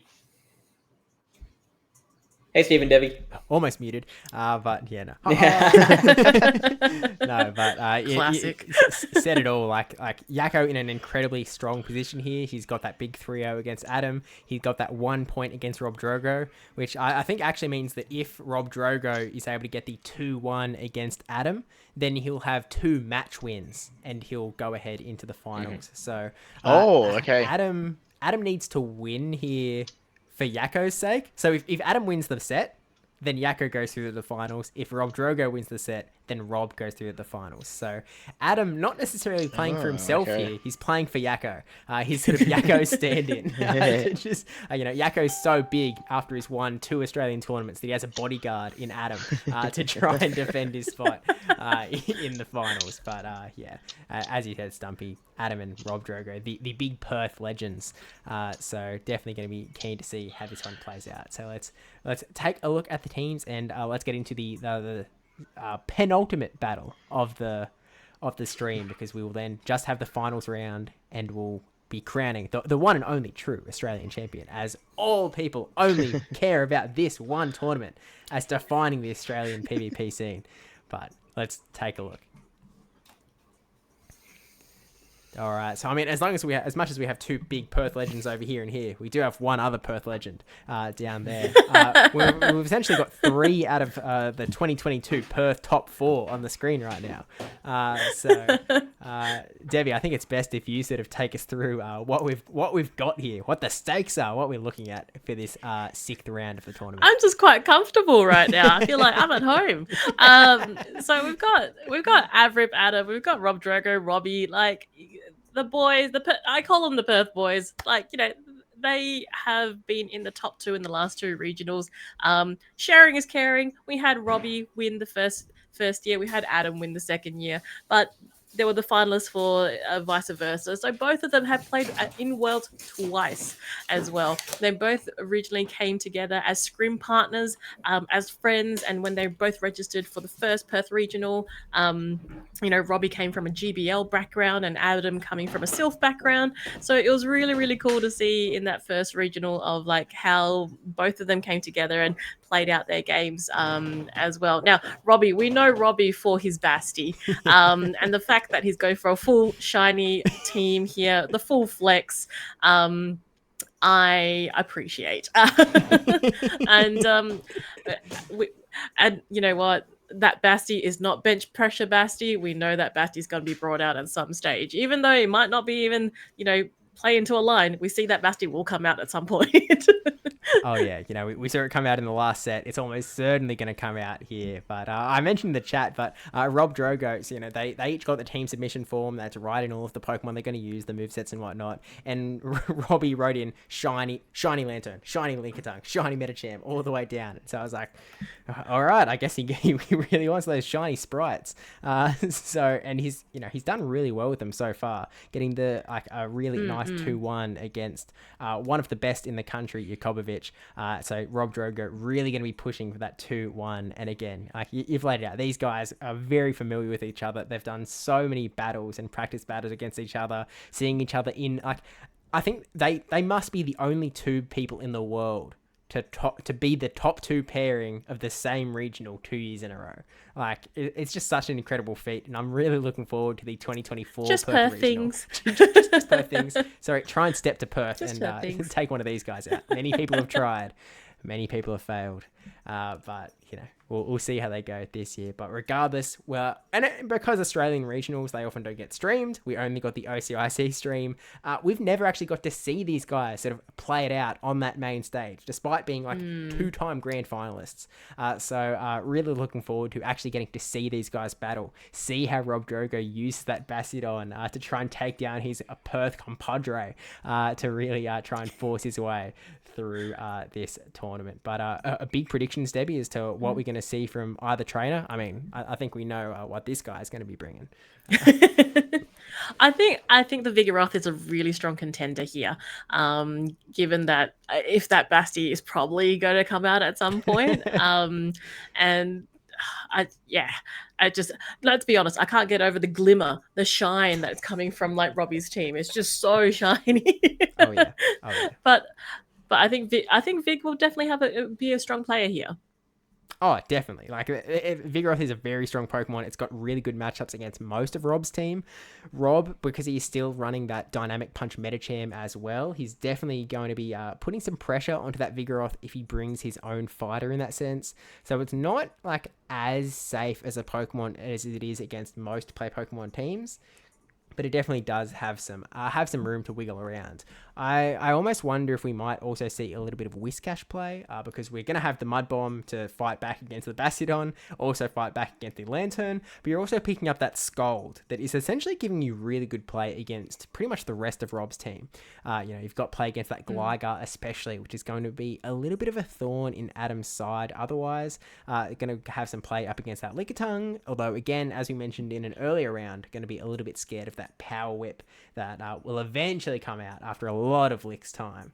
But then also, you've got play against Medicham, you've got play against a lot of the Ninetales. So I think it's a relatively safe Pokemon for Adam, in the sense that it has a lot of neutral play into most of Robbie's team. So I do think we're going to see that play out. But I think the number one way that we can sort of figure out what's going through these guys' heads as far as what they want to bring in is by taking a look. So let's jump into game number 1 of the Perth Legend, Perth Regional Champion versus Perth. Oh man, I screwed the sentence up. It's unrecoverable. You always have to imagine the hype in your head. But we will, regardless, jump into game. The Perth Champions going in. Yeah, with a Skarmory up against that shiny Lickitung to bat. And we can see that shiny Gligar and Medicham are waiting in the back. And we do see the Whiscash on Adam's side. And I think that Gligar in the back definitely has some play depending on how this lead matchup goes. So we see the Body Slam coming out from the Skarmory. This is a bit of a rough spot for the Lickitung because Power Whip is going to be resisted, Body Slam is going to be resisted, but you can see that it's still quite adding up a bit of damage to this Skarmory. It's down into the yellow. Skarmory's going for the big Sky Attack now to bring Lickitung into the yellow, so it's a little bit more even than you might give it credit for, but you can see that Skarmory is definitely coming away with a little bit of an energy advantage, ready to throw another move, but not before Adam takes another Body Slam to the chin. Yeah, and it's into the red. However, still comfortably be able to do a couple more Steel Wings and get into the next move and have a lot of energy banked up as well. We see if Robbie decides to shield and decide not to shield his Lickitung, done its job, and it's choosing to pick his next mon. Now, I probably would think that he would bring in his Gligar here, but he opts for the Medicham, and then Adam going for the straight swap into his Whiscash here, and we can see that he's already leaning onto that Scald. Yeah, definitely wants to try and get a debuff here that we've seen many times from Yakko beforehand. But this Medicham, bring it in to try and get a little bit of an energy advantage. But we get the debuff again from the Whiscash. The odds are absolutely insane here. But now we have the Dynamic Punch. After being debuffed, still going into this Whiscash. Still going to do a fair bit of damage, but I think it is weakened down enough that this Whiscash will quite comfortably survive. And is now going to be going for another Scald to try and weaken this Medicham down. At some point, these guys have got to use their shields, and Robbie deciding to use that first one here, get a few more counters through, and then eventually he's almost at the point that he can actually just throw an Ice Punch, and alongside that counter damage that's added up, it will be enough to take this Whiscash out and force Adam to sort of bring back something into what is again a slightly debuffed Medicham. So we'll see if Superior can sort of fight its way through, but actually a quick swap to Gligar, and this isn't looking great for Adam, Debbie. It is looking very, very good, especially that he's still got 2 shields as well. Opting could go for the Frenzy Plant to do that stab damage against that Gligar, and the Gligar goes into the yellow through here. Robbie's still farming up through here, possibly going to double Aero Ace, but we can see Adam going for the switch and trying to catch, not managing to catch it, just on the spot there, but now Robbie going through his, landing this Aero Ace, and will take out the Skarmory here. Yeah, it's still actually like Gligar doing losing a lot of health against this Superior. It may be a flying type, but that Frenzy Plant did a ton of damage, shielding up the Aerial Ace as well, which is a little bit rough, but you almost have to when you're at that low of HP. And now Adam doing the same in return, shielding up the Aerial Ace. This is Aerial Ace versus Aerial Ace. Neither, it's not a particularly good move, but when you've got such little health here, it is definitely going to be enough either way. And Adam getting that Aerial Ace through, which means it is going to land onto that Gligar with barely any health, KO the Gligar, but still has to fight through a Medicham. But he still has a shield, which means that this Aerial Ace will be enough to take out the Medicham. Robbie barely got to that 2 Ice Punches, but wasn't going to be able to trigger them both in time, which means that Adam actually taking out game number 1 here, but really close stuff. Like, Robbie was right on that double Ice Punch, ready to go. That would have been enough to take out the Superior easy. Yeah, that Superior just outpacing him by the smallest, like the littlest of turns in that last bit, just to clinch it out at the end. And surprisingly, where was the Basti? Yeah, kind of. I think that's a real question here. Really, the prediction should be, where's the Basti? Will it come out against a team that has Clodsire, Whiscash, Vigoroth, and then on top of that, some Superior and Dragonair action as well? We'll just have to wait and see. You know, there's still 2 battles to go, but Adam taking that 1 win advantage. Again, this is a spot where if Adam wins 2-1, then Yako will progress through to the grand finals. Robbie now needs to win both of these next 2 battles for him to go through to the finals. So it's going to be really important for someone to really get themselves over the line. This could be match point for, essentially, like, as much as he's not on the screen, this could be match point for YACOBERVITCH. Or YACOBERVITCH may be on that precipice of the grand finals, but we will have to wait and see. I do think that, like, that game, I think I counted Adam out a little too early, because that Frenzy Plant really added up onto that Gligar with some power. So is it just a case that, like, if the same game played out and they use their shield slightly differently, you know, you don't shield up an Aerial Ace, you do shield up the Frenzy Plant, you look a lot better for Robbie? I think that you might. So I don't think that either lineup was particularly poor. I think that sort of Adam did a good job in bringing everything he needed to, even without the Bastiodon. I mean, he brought 2 Basti counters plus Superior, which is, like, it still plays pretty well against it. So Robbie might be scared off, but we'll see. I guess pending the Basti. We'll see. We'll see. Maybe it'll come out. And I don't see a Bastiodon on my screen, but regardless, we have a great lead for Adam with the Skarmory. Scammed. A little bit rough, but that's right. This is actually something, because now that Skarmory is running Steel Wing as a fast move instead of Air Slash, it's not actually adding up that much damage onto Medicham with its fast moves. It's going to really be relying on those Sky attacks, and Dynamic Punch, like, is forcing Adam to shield here. So this is a really weird matchup that used to feel so one-sided that now Medicham is exerting enough pressure that Adam had to shield straight off the bat. So really interesting stuff straight away. Yeah, both respectively shielding their first charge attacks as well. So everyone's a shield down at the moment. Now we can see that Robbie did outpace Adam into that Dynamic Punch. We'll see Adam, if he decides to double shield here, opting to let this Skarmory go. Obviously being like, oh no, it's done his job. We have taken 1 shield down. Now, bringing out that Whiscash to try and do a little bit more damage onto this Medicham here, but we can see that if the Ice Punch and Dynamic Punch are nearly ready. Now, Adam going straight for the Scald, hoping for that debuff. We know it's 50%, but in these games, it seems like 100%, let's be honest. And Robbie opting to shield here.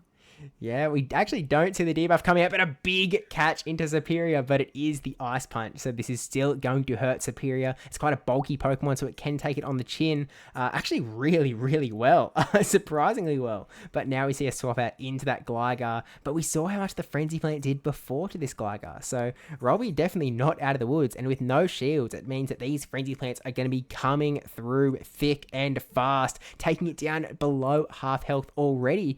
And Gligar just doing its best to try and get up to almost to 2 Aerial Aces, because there's still that shield remaining on Adam's side, and he can really go a number of ways here. Decides to let the Superior go, wants to put all of his chips onto that Whiscash in the back because he thinks he can do it, but it's getting to the point where you almost have to consider shielding this Aerial Ace, even though it's not going to do a ton of damage. You just want to protect this Whiscash.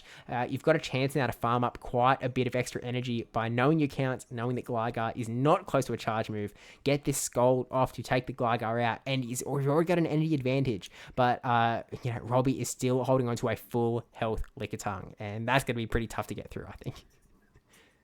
Absolutely. I think once that Lickitung does eventually come out, then it will be pretty hard going uphill on that one. So now we can see that Adam is going for the mud bomb here, and I think it will take this. Oh no, the Magichamp does hold on to one bit of health, and we can land that dynamic punch onto the Whiscash in this second battle.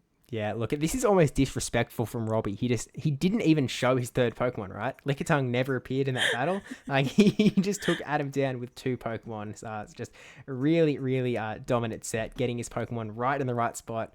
I mean, I think Fish mentioned it before, you know, Robbie, a bit of a legend in being that Bastiodon user. He's very good at getting his Pokemon exactly where they need to be. And he definitely repeated that here. And just surviving with that clinch little bit of health to get that last dynamic punch on as well. But we all know watching in the chat that that Lickitung was going to be able to finish off that Whiscash regardless.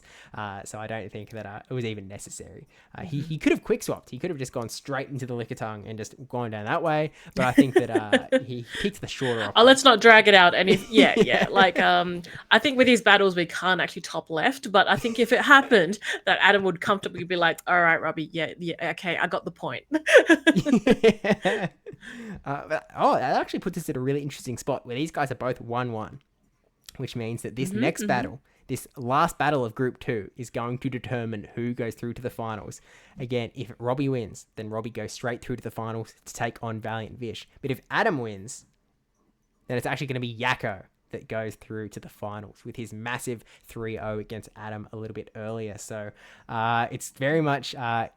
we'll have to wait and see. Someone is coming out of this battle with, you know, that ticket to the championships against Vish, and it, you know, could be someone that isn't even here. Which, yeah, funny how these things. All I'm hearing is that whoever wins is the premier of my state. So yeah, let's go. Yeah, that's actually what's really on the line here. Adam's fighting for that Perth glory because they've both won the Perth Regional Championships. Who's the real Perth champion? That's the question at stake here, and one of them is going to determine. No. I mean, look, not saying anything, but yeah, hey. Well, let's get into the battle. So we see. Let's roll the battle. Roll the battle. Roll the battle. We've got the Skarmory going into the. Oh, is this actually? This could be the wrong battle. Uh-oh. Hang on. Please hold. This is a repeat. Steve? Yep, we've done a Steve. This is the same battle. Hang on. Okay, we've got it now. 3, 2, 1. Actual battle 3. All right. We've got Adam's Whiscash into Robbie's shiny Medicham through here. So it's something that we've seen play out. We can see Adam was already leaning towards that Scald. Robbie, manages to... Robbie going with the quick no shield as well. Going like, yeah, no, my Medi can handle this quite comfortably. And the attack does fall. So, it's on Adam's side now. Robbie opting and switching into the Lickitung to try and combat this Whiscash. Yeah, look, this is the matchup we could have seen at the end of the last battle, Lickitung versus Whiscash, but we're seeing it now, getting that big Scald onto the Lickitung. No attack debuff, but definitely doesn't need that attack to be unbuffed if he can land a Power Whip onto this Whiscash, but he's threatening Adam with the Body Slam bait, and Adam does shield, protecting himself up from that Body Slam, and now swapping into the Superior, a very strong Pokemon against this Lickitung. The Frenzy Plant, it did a lot of damage to the Gligar, it does so much damage to this Lickitung, and can take this Body Slam quite comfortably, being quite a bulky Pokemon. So if we're sort of looking at the back lineups, because eventually the Superior will be able to force its way through, I mean, we've got that Gligar just sort of waiting in the wings for Robbie, and if he can sort of weaken down this Superior enough, then it might not be as much of a threat as it's been in the previous matchups, being able to get that Frenzy Plant off and will just sort of be able to force its way through. But here's the Frenzy Plant, and I don't think Robbie would be remiss to no shield here, and yeah, just going to let it go and bring something else in to farm it all the way down. Yeah, this Superior is so strong and managed to take something so bulky such as a Lickitung all the way down quite comfortably as well, with a little bit of energy still left over. Now we can see both of these Pokemon had the move ready. Adam quickly going for that Aero Ace and Robbie having to shield. It did try to go for the Ice Punch there, but obviously that the Superior just obviously has a bit more attack weighted. Yeah, exactly right. Getting Robbie. Oh. No. Oh, super effective, but didn't do because we know the friend can take a lot of hits through there. Now Robbie opting in going for his Gligar here, swapping out because he knows that those digs will do a lot of damage here. Now Adam going for the Stone Edge, but this Gligar can take it quite comfortably. Oh, absolutely. Like, Gligar is sort of like a Clod-sized worst nightmare coming in here, because these Stone Edges not going to do that much damage to the Gligar, because it does have that ground typing as well. So able to take it quite comfortably. And as said before, like, it takes so long to get to those charge moves that Gligar is just sort of playing with its food a little bit. Being able to get this big dig off, throwing it into that Clod-Side. It does barely hang on, but that only gives Robbie more farm for his Gligar, which means that it is now a loaded Gligar going into a low health Superior and a relatively low health Whiscash as well. Robbie definitely looking like he has a bit of an advantage here. A quick double tap on the charge move, but Adam winning charge attack priority, which means that Robbie needs to burn his shield here to keep all of that energy that he just farmed up, but he's actually keeping it. He swaps out into the Medi and throws the Dynamic Punch with a massive catch into Adam's Superior. That is huge for Adam, because he's now going to be able to bring this Whiscash back in and try and keep that shield, get all of this energy onto the no shield Adam, onto the no shield Robbie. He gets up to the Scald. He needs to throw it now because the counters are just adding up way too much. Needs this Scald to go right on through, take this Medicham out, but still, oh no! There's a Ice Punch. Oh, the IVs don't matter until they do. It just holds on. Wow. I don't know what's in this shiny Medi, but it definitely can. It has a lot of HP through there. And then Robbie going for that last aerial ace through here on a no protect shield Whiscash. Wow, such a finish. I mean, if that Medicham didn't survive and it went down without getting that Ice Punch off, Adam would have been able to keep his shield going into that last matchup, shield up that aerial ace, and try to get a charge move off from his Whiscash. But as it happens, RobDrogo just really trained his Pokemon hard, has kept their IVs absolutely stellar to be able to survive just with that slim bit of health again and again and again. And it really paid off for him here, with now RobDrogo taking out both Yako and Adam and going through into the finals with the same number of battle wins as Yako, but getting the big double match win, which means that next up we are going to be seeing the big matchup of ValiantVish versus RobDrogo, which, whoo-wee, it's going to be a big one. Very East Coast versus West Coast vibes. Yeah. Two contenders. Yeah, well, two contenders that have both been to Worlds, again, both twice as well. So it's going to be a good battle no matter what. That's true. These are two of I mean, in the first World Championships, we sent 4 people to Worlds, but unfortunately Robbie wasn't able to compete. So we're sort of left with two of the only 3 battlers to compete in every Pokemon Go World Championship so far. Again, I think they're 2 battlers that really have a solid shot in qualifying again for the Hawaii World Championship. So I think that this is going to be a really stacked battle. No way you cut it. And I think that it's going to be a good one, regardless of how you play it. 2 very different battlers in terms of how they approach their team building. One of them a little less shiny than the other. But we will just have to wait and see how it does play out in the grand finals of the Clash of the Champions. Down under. Dun, dun, dun. Blue line.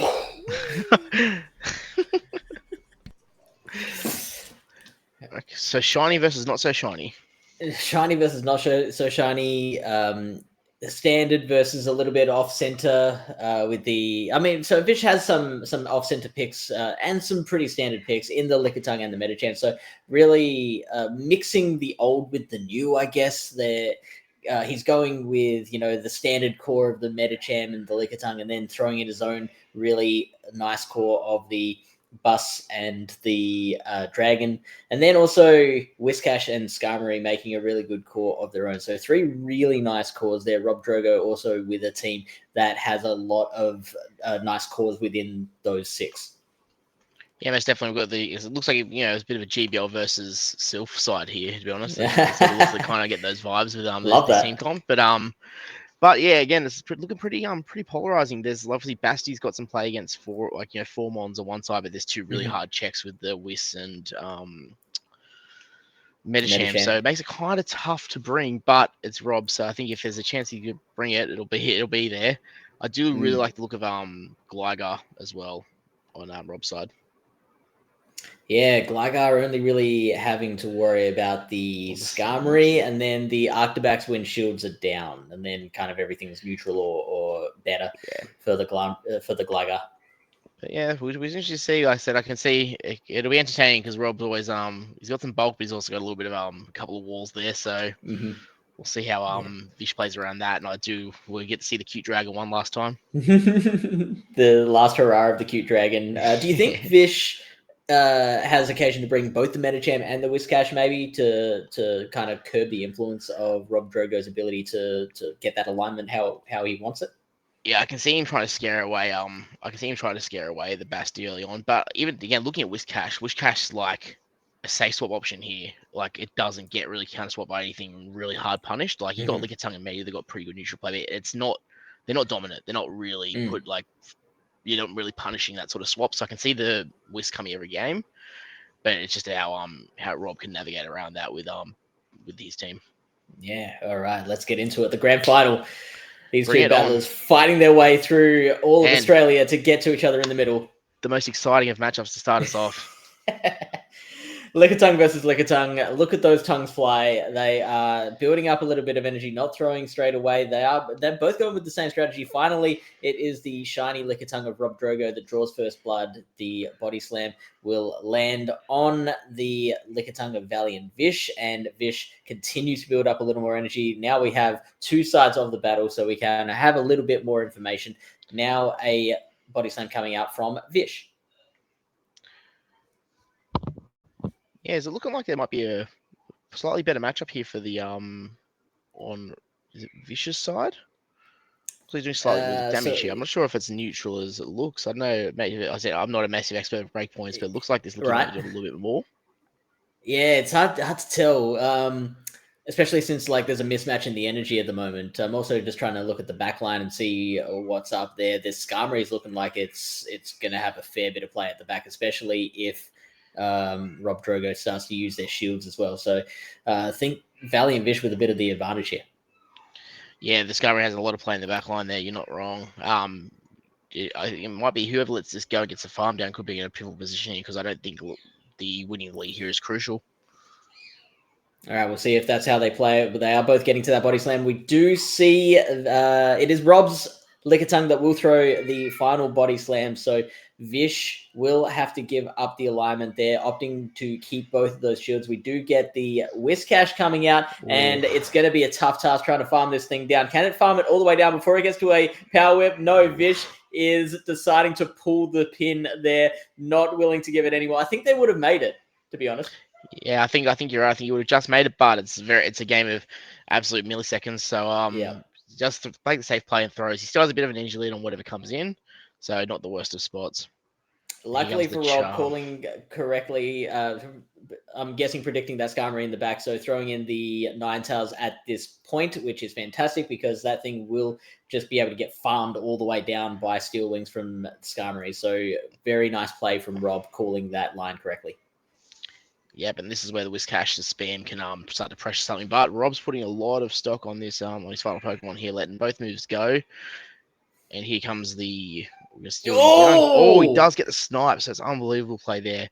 And now even shields, but energy lead here for the Skarmory is huge.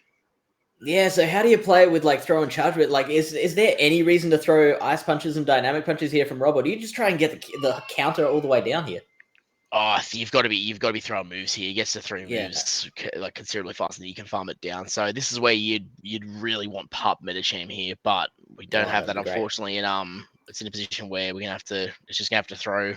I'd be throwing straight ice punch here, but he just let the first move go as well. So that's kind of feels bad for Rob there, but it's gonna be tough to come back. But at least some information. That's what I'm thinking, because like it's not just about getting through those two shields. It's also the Skarmory can tank an ice punch pretty comfortably as well. Maybe if you're threatening dynamic punches, and that kind of changes the narrative a little bit. We see the second shield coming up from RobDrogo, and this Medicham has so much work to do to try and get that. No, it doesn't happen. The next guy attack coming out from ValiantVish, and that Skarmory, as predicted, doing all the work in the late game of this battle. Yeah, most definitely. really strong play from Vish there. He just controlled that really well, and getting a snipe on the Ninetales as well. They're just neutralizing that energy and not allowing it to get that lead, so it's less it then becomes a bit of a bad game if the Metacham's ahead with throwing a nice punch and be able to outpace to that dynamic. So really well played from Vish, knowing getting ahead was the winning play there, and still had a pretty healthy Whiscash in the back. And that was with that snipe, that was a Rob falling victim to the length of the charm, because basically the Skarmory was able to get 2 Steel Wings off while the charm of the Ninetales was completing, and so like just one extra turn would have given Rob enough time to bring that Pokemon out, but unfortunately the damage from the second Steel Wing applied as the turn happened that would have allowed him to get that Pokemon out of there. So unfortunately the Ninetales wasn't able to do anything further in the battle, and it just set up Skarmory for that win. And we did see the Skarmory can attempt out the Bastiodon for Rob. I think with the Metacham and we didn't see the Metacham in that game from Vish's side. We saw the Lickitung Skarm Whis. So the Whiscash is definitely more than scary enough. The Whiscash is definitely more of enough of a deterrent, but I feel like this might come up. It might come down to Rob trying to line this Bastiodon onto anything neutrally.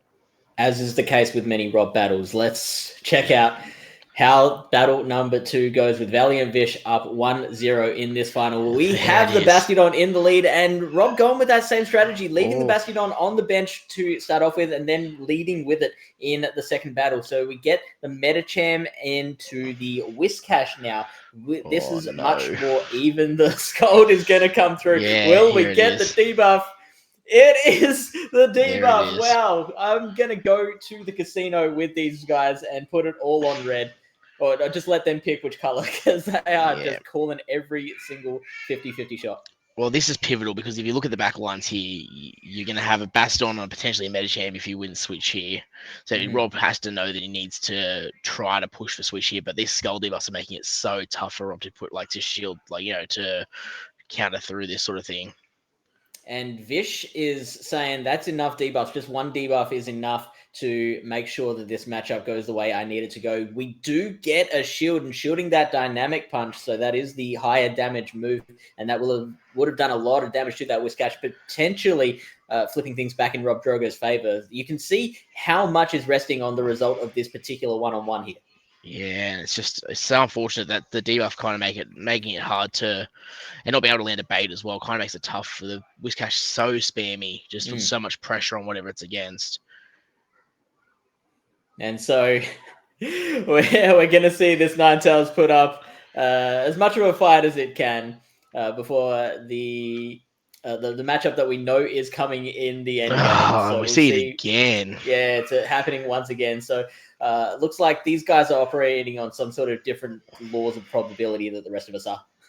Yeah, well, that's just that's basically the game's a wrap. Unfortunately, 2 debuffs. What can this? The Bastiodon can't do a thing here. You see, switch out. And there it is straight away, and Rob knows it. And he's decided to just stop tapping, because that's what can you really do? It was really tough. The Whiscash there just proving way too difficult to manage on the counter swap. Yeah, give Bastiodon fly, you cowards. Yeah, give Basti something. And we do get the last counter down, and that is the set to Vish, I believe. ValiantVish becomes the champion of Australia. He is the official best battler in the country. No arguments. Settled all debates. Buts or maybes. For Vish-torious. Love to see it. Of course, we do get a third battle here, and I'm very keen to see it. Can Rob earn back a little bit of respect, or will Vish just smack the ball out of his hands? Here comes the Ultra Backs and Charge Bug for the fun of it, I reckon. Right, yes. Unfortunately, with the threat of that Bastiodon, you need to... I think you need to have the 2 counters. And which you saw that's what he did in those 2 battles as well. Yeah, he most definitely, like I said, he bought the Metacham, and like he said, he bought the neutral lead with Lickitung into Basti, but with 2 hard checks in the back, he just had to... That Whiscash safe swap was so difficult to manage. There's nothing really that wants to swap into that. Yeah. And all and right. it's not like the Bastard can Yep. stay in and try to chip and get out. Like it's an impossible position for the Bastardon. It has to just switch out that counter swap. 100%. Let's check out battle number 3. This is the final battle of the night, and it is, look at this, Metacham into Metacham. Both of those Metacham running the same moveset of the Ice Punch, Dynamic Punch, with, of course, the counter fast move. We see no Bastiodon in the back on RobDrogo's side, so Rob may be predicting that we were going to see 2 Bastiodon counters again on Vish's side. Vish actually not doing that, so Vish 40 chessing his way through this matchup. We see the Dynamic Punch is going to land on Vish's Metacham, which does do a little bit more than the Ice Punch. Yeah, not a bad option going for the slightly harder hitting move, but again, look at the backlines. The Skarmory's looking like a bit of a nightmare. Yeah, that Skarmory once again is going to do its thing. And like that Skarmory's just been so nicely placed. I've talked so much about how RobDrogo just has learned so well how to line the Pokemon up exactly where he wants them to be. So Vish is really beating Rob at his own game. Has in 2 battles now, the first and the third one, gotten that Skarmory in against a team with no Bastiodon. Yeah, most definitely. It's just Vish is playing out this really well. He's got some really good options to get out of matchups and not be too not have to rely so much on a solid lead. So he's just got plenty of play, and it's just when you get Vish in that scenario, he's so good with his energy management, and he's so good at he's just got everything sort of goes he doesn't miss a beat there. So it's really hard to overcome for any battler. And same thing again as what we've seen so many times from Vish, dropping battles early and then just coming back and being unstoppable in the late game. I'm seeing just so many parallels here to previous battles. Yeah, I think he'd be one of the best, one of the best battlers in, definitely Australia, but even the world of making adjustments after the first battle loss, and then especially he's had some really good runs in a Brisbane and a lower bracket run as well. Yeah, 100%. So going back to the battle, we are seeing the Lickitungs facing off against each other once again. Now Rob's Lickitung will take out the rest of ValiantVish's Lickitung. We see the Skarmory coming back out, and Skarmory is going to go to work. It's going to pick up its tools and head on to work, provide for its family. The Steel Wings are going to add up a little bit, and then it's going to just get that Lickitung eventually into Sky Attack range. There is still 2 shields, and look at that. That is a snipe from the Metacham onto the Skarmory. Will Vish opt to use the shield? Does. Okay, I like that play from Rob. Just putting some pressure on the shield there, trying to make something happen. Bit of a tough spot still because that Skarmory is loaded, but you like to see something a little bit different and a little bit and quite a more aggressive sort of swap. Yeah, 100%. And now the Metacham from Vish is going to come back out and is going to try and do as much as it can to neutralize the potential threat of RobDrogo. It might even be counted down by the time the next move comes out. We now see no, it's not going to be counted down. It's just going to be the Ice Punch, just going to get this thing out of the way. Do not mess around. And then the Metacham can try and do as much work as it can against the Lickitung. It does get to a Dynamic Punch before it can be licked down. And RobDrogo not shielding, just putting his Q in the rack. Yeah. He knows he had to call the bait there to have any chance to win that game, and unfortunately we do have Vish sweeping up to take a strong 3-0 and the champion of Down Under. Yeah, the Australian mastermind, the legend, the god of Australian PvP. It's just going to get better and better. The master of the universe. This guy is not enough unstoppable. Words. Not enough words to describe the man. Yeah, all the superlatives. Let's bring back Steve and Debbie for their comments. So could you say that the man is valiant in his efforts? In No, that's not that one. I wouldn't use that one. You let this go. That's fair. Unfortunately, he's the host. What can you say? They don't have a choice. Yeah, it was sort of in my contract that just sort of had to happen. But regardless, just huge win from ValiantVish. Finishing off with a 3-0. We saw he was the only guy to be able to land a 3-0 in that first group one, and then just came through and did it again in the finals as well. Just like an incredibly dominant battler. It's really just hard to stop the ValiantVish train. And like, it's not the first time he's like taken on Aussies on stream as well. Like, obviously we saw him all the way through OCIC. We also saw him like on stage at the World Championships, where he actually took out Yako in a 2-0 set in one of the two Australian versus Australian carnage battles that we saw at the World Championships. So he's just an incredibly talented battler, and someone that we hate those battles. We do. Aussie versus Aussies at Worlds. We'd rather have those right at the end. Yeah, that could be the grand finals of Worlds. That'd be sick. But that'd be the best. We'll work there. This is our year, guys. 2024 Australians grand finals. Let's get there. We can do it, guys. We can do it. But look, regardless, as well as ValiantVish, of course, all 5 of these guys, like all 6 of these guys, all 5 of the other guys, have done an incredible job as well. Like, these were all really good battles, like some incredibly tight stuff. So many battles coming down to that tiny little bit of health surviving at the end, one little bit of HP on a meta champ surviving to get a dynamic punch off, one little HP on a Skarmory to survive to be able to take out a matchup. Like, this stuff only comes out when you see all of this talent and all of this knowledge condensed into these human beings that have been studying for years now. PvP came out like a little bit over 4 years ago now, and these guys have 5 years. What, 2019? 5 now. Yeah, it's coming up on 5. Oh man, coming on 5 years of PvP. Actually, I reckon so Sylph just over started 5. January 2019. So yeah, the competitive scene is coming up on its 5th year now. But like Pokemon Go has had PvP for over 5 years. We're past that 5-year mark. Yeah, which is insane. And with all of that 5 years, we can now, crown at the top of the pile of Australia, of ValiantVish. There's no argument to say that he's just is the best in Australia now. That's just settled. Argument done. We know he won Clash of the Champions down under.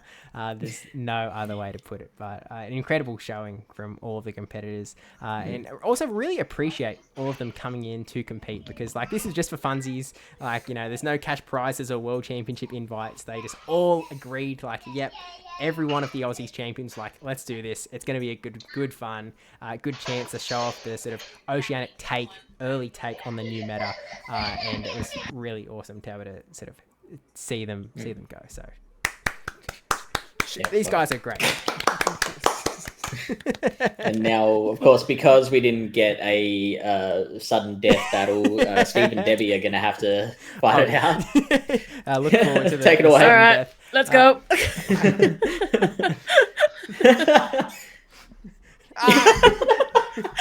Okay. I forfeit. She's too scary. We're gonna get demonetized. Yeah, she is scary.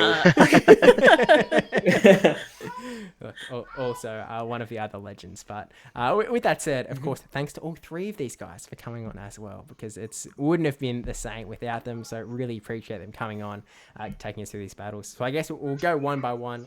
Let's go clockwise, I guess, which is actually this way on the camera. Just like, tell us, like, where we can find you after this, because all 3 of these guys, coming out, one sort of with a recent return, but all 3 of these guys coming out with some really nice content as well for more Pokemon Go PvP, Australian Pokemon Go PvP going to the future. So I guess, debbiepebble, where can the people find you? The people can find me in my room. She is. Hopefully not. In Perth, somewhere. Anyway. Just start door knocking. Twitch.tv. Oh, hello. Debbiepebble, Twitter, Discord, whatever. The socials, it's all debbiepebble. You can find me there. I'll send it over to Fish before we go to Stumpy. Yeah, he seems busy. I'm a contributor for a community called Palatown PvP. We've got a Twitch channel, we've got a YouTube channel, and if you're on Twitter, follow us there. We've recently done a complete breakdown of the new Devoncorp Knockout Cup, which is always super informative. I do those breakdowns with Lyle Jeffs, who many of you may know, like super accomplished battler, been on GVLA many times, went to Worlds last year. Like one of the best in the world. And we will be going through all the Battle Frontier metas as well over the course of the next week. Yeah, and I know we're on a PvP Steve channel here, but as someone who hasn't yet covered the Devon meta, definitely, head right there to see the Knockout Cup broken down, because it's some really informative knowledge for going into what may be sort of the new Silpharina solo scene. So do head that way and get that knowledge into your brain skulls. But of course, and those of you that are watching the VOD on YouTube, all of the links are going to be down in the description as well. But Stumpy, of course. All right, sorry about that. Got a little distracted. Yeah, so getting back to the streaming realm, Stumpy2517 or 2517 if you're PvP Steve. Yeah, just some GBL stuff and a bit of fun.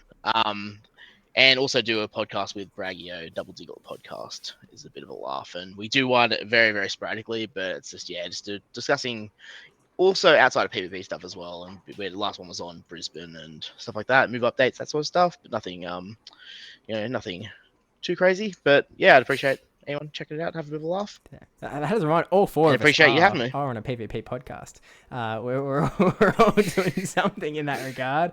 We've got the GoCast PvP corner from Fish, and then me and Debbie on the G'day Battlers podcast. We'll just put all of the links to everything. It is true. Everyone has a podcast. Got to have one.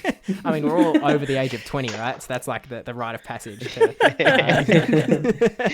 Everyone's got to You level up to that point. Exactly. I appreciate having us on, and it was great to watch those battles. It was fun, crazy good standard. And if you're not excited for Australian PvP, then where are you? Yeah, exactly right. So, fingers crossed that one day in the future we can start getting some regional streams, because these guys do deserve to be shown off. These guys are, as you've seen 100%. Tonight, are incredible battlers, and they do really deserve the spotlight, not just when we get to the World Championships and a couple of our battles are streamed. So fingers crossed going into the future, but regardless, we'll keep on. All four of us are going to keep bringing you that Aussie PvP goodness, so you can keep a little bit of a finger on the pulse as to what is going on. But with that said, a massive thank you to everyone who is watching, whether you're watching here live on the stream, whether you're watching the VOD over on YouTube a little bit later, or even watching the Twitch VOD a little bit later. I really appreciate you sort of taking the time to see these incredible battlers in action, because it is like, these guys are so amazing. They've worked so hard, and they really do deserve that spotlight. So really do appreciate you sort of coming out and seeing some of the best guys in the world taking this thing out. And I look forward to seeing the Melbourne and the Perth regionals later in 2024 as well. But with that said, thank you all for watching. Hit all the buttons. The links are all down below, but we will see Subscribes to Steve as well. PvP Steve. Yep, 100%. You could do that, or you could pass on that. That's fine. I mean, at this point, you can Patreon links, YouTube, Twitter, Twitch. Well, I mean, someone needs to pay for MS Paint for him. Yeah, please. My MS Paint subscription is running out. We really up this thing up. But I really appreciate you all. But thanks again to everyone out there. We'll see you in the next one, where the Clash of the Champions will get a little bit more worldly, you could say. Ooh. We'll see. But, let's head out. So we have to hit the raid button, don't we? We have to do this properly. Okay. Where are we going? That's the real question. Okay. Let's go to Tommy Love TV. He's on 4 what a legend. So we can roughly double that at the moment. So we'll hit the start raid button. Okay. And then I've closed it. If I broke it, raid? I'd have broken it. That's impressive. Uh-oh. Did I break it? Start raid. Oh, I have to wait. These are confusing buttons. These are difficult. But regardless, we'll see you in the next one. Yeah. Did you hit the raid now button or the break stream button? I hit the start one, and now there's a raid now button. So we'll now head that way. So bye.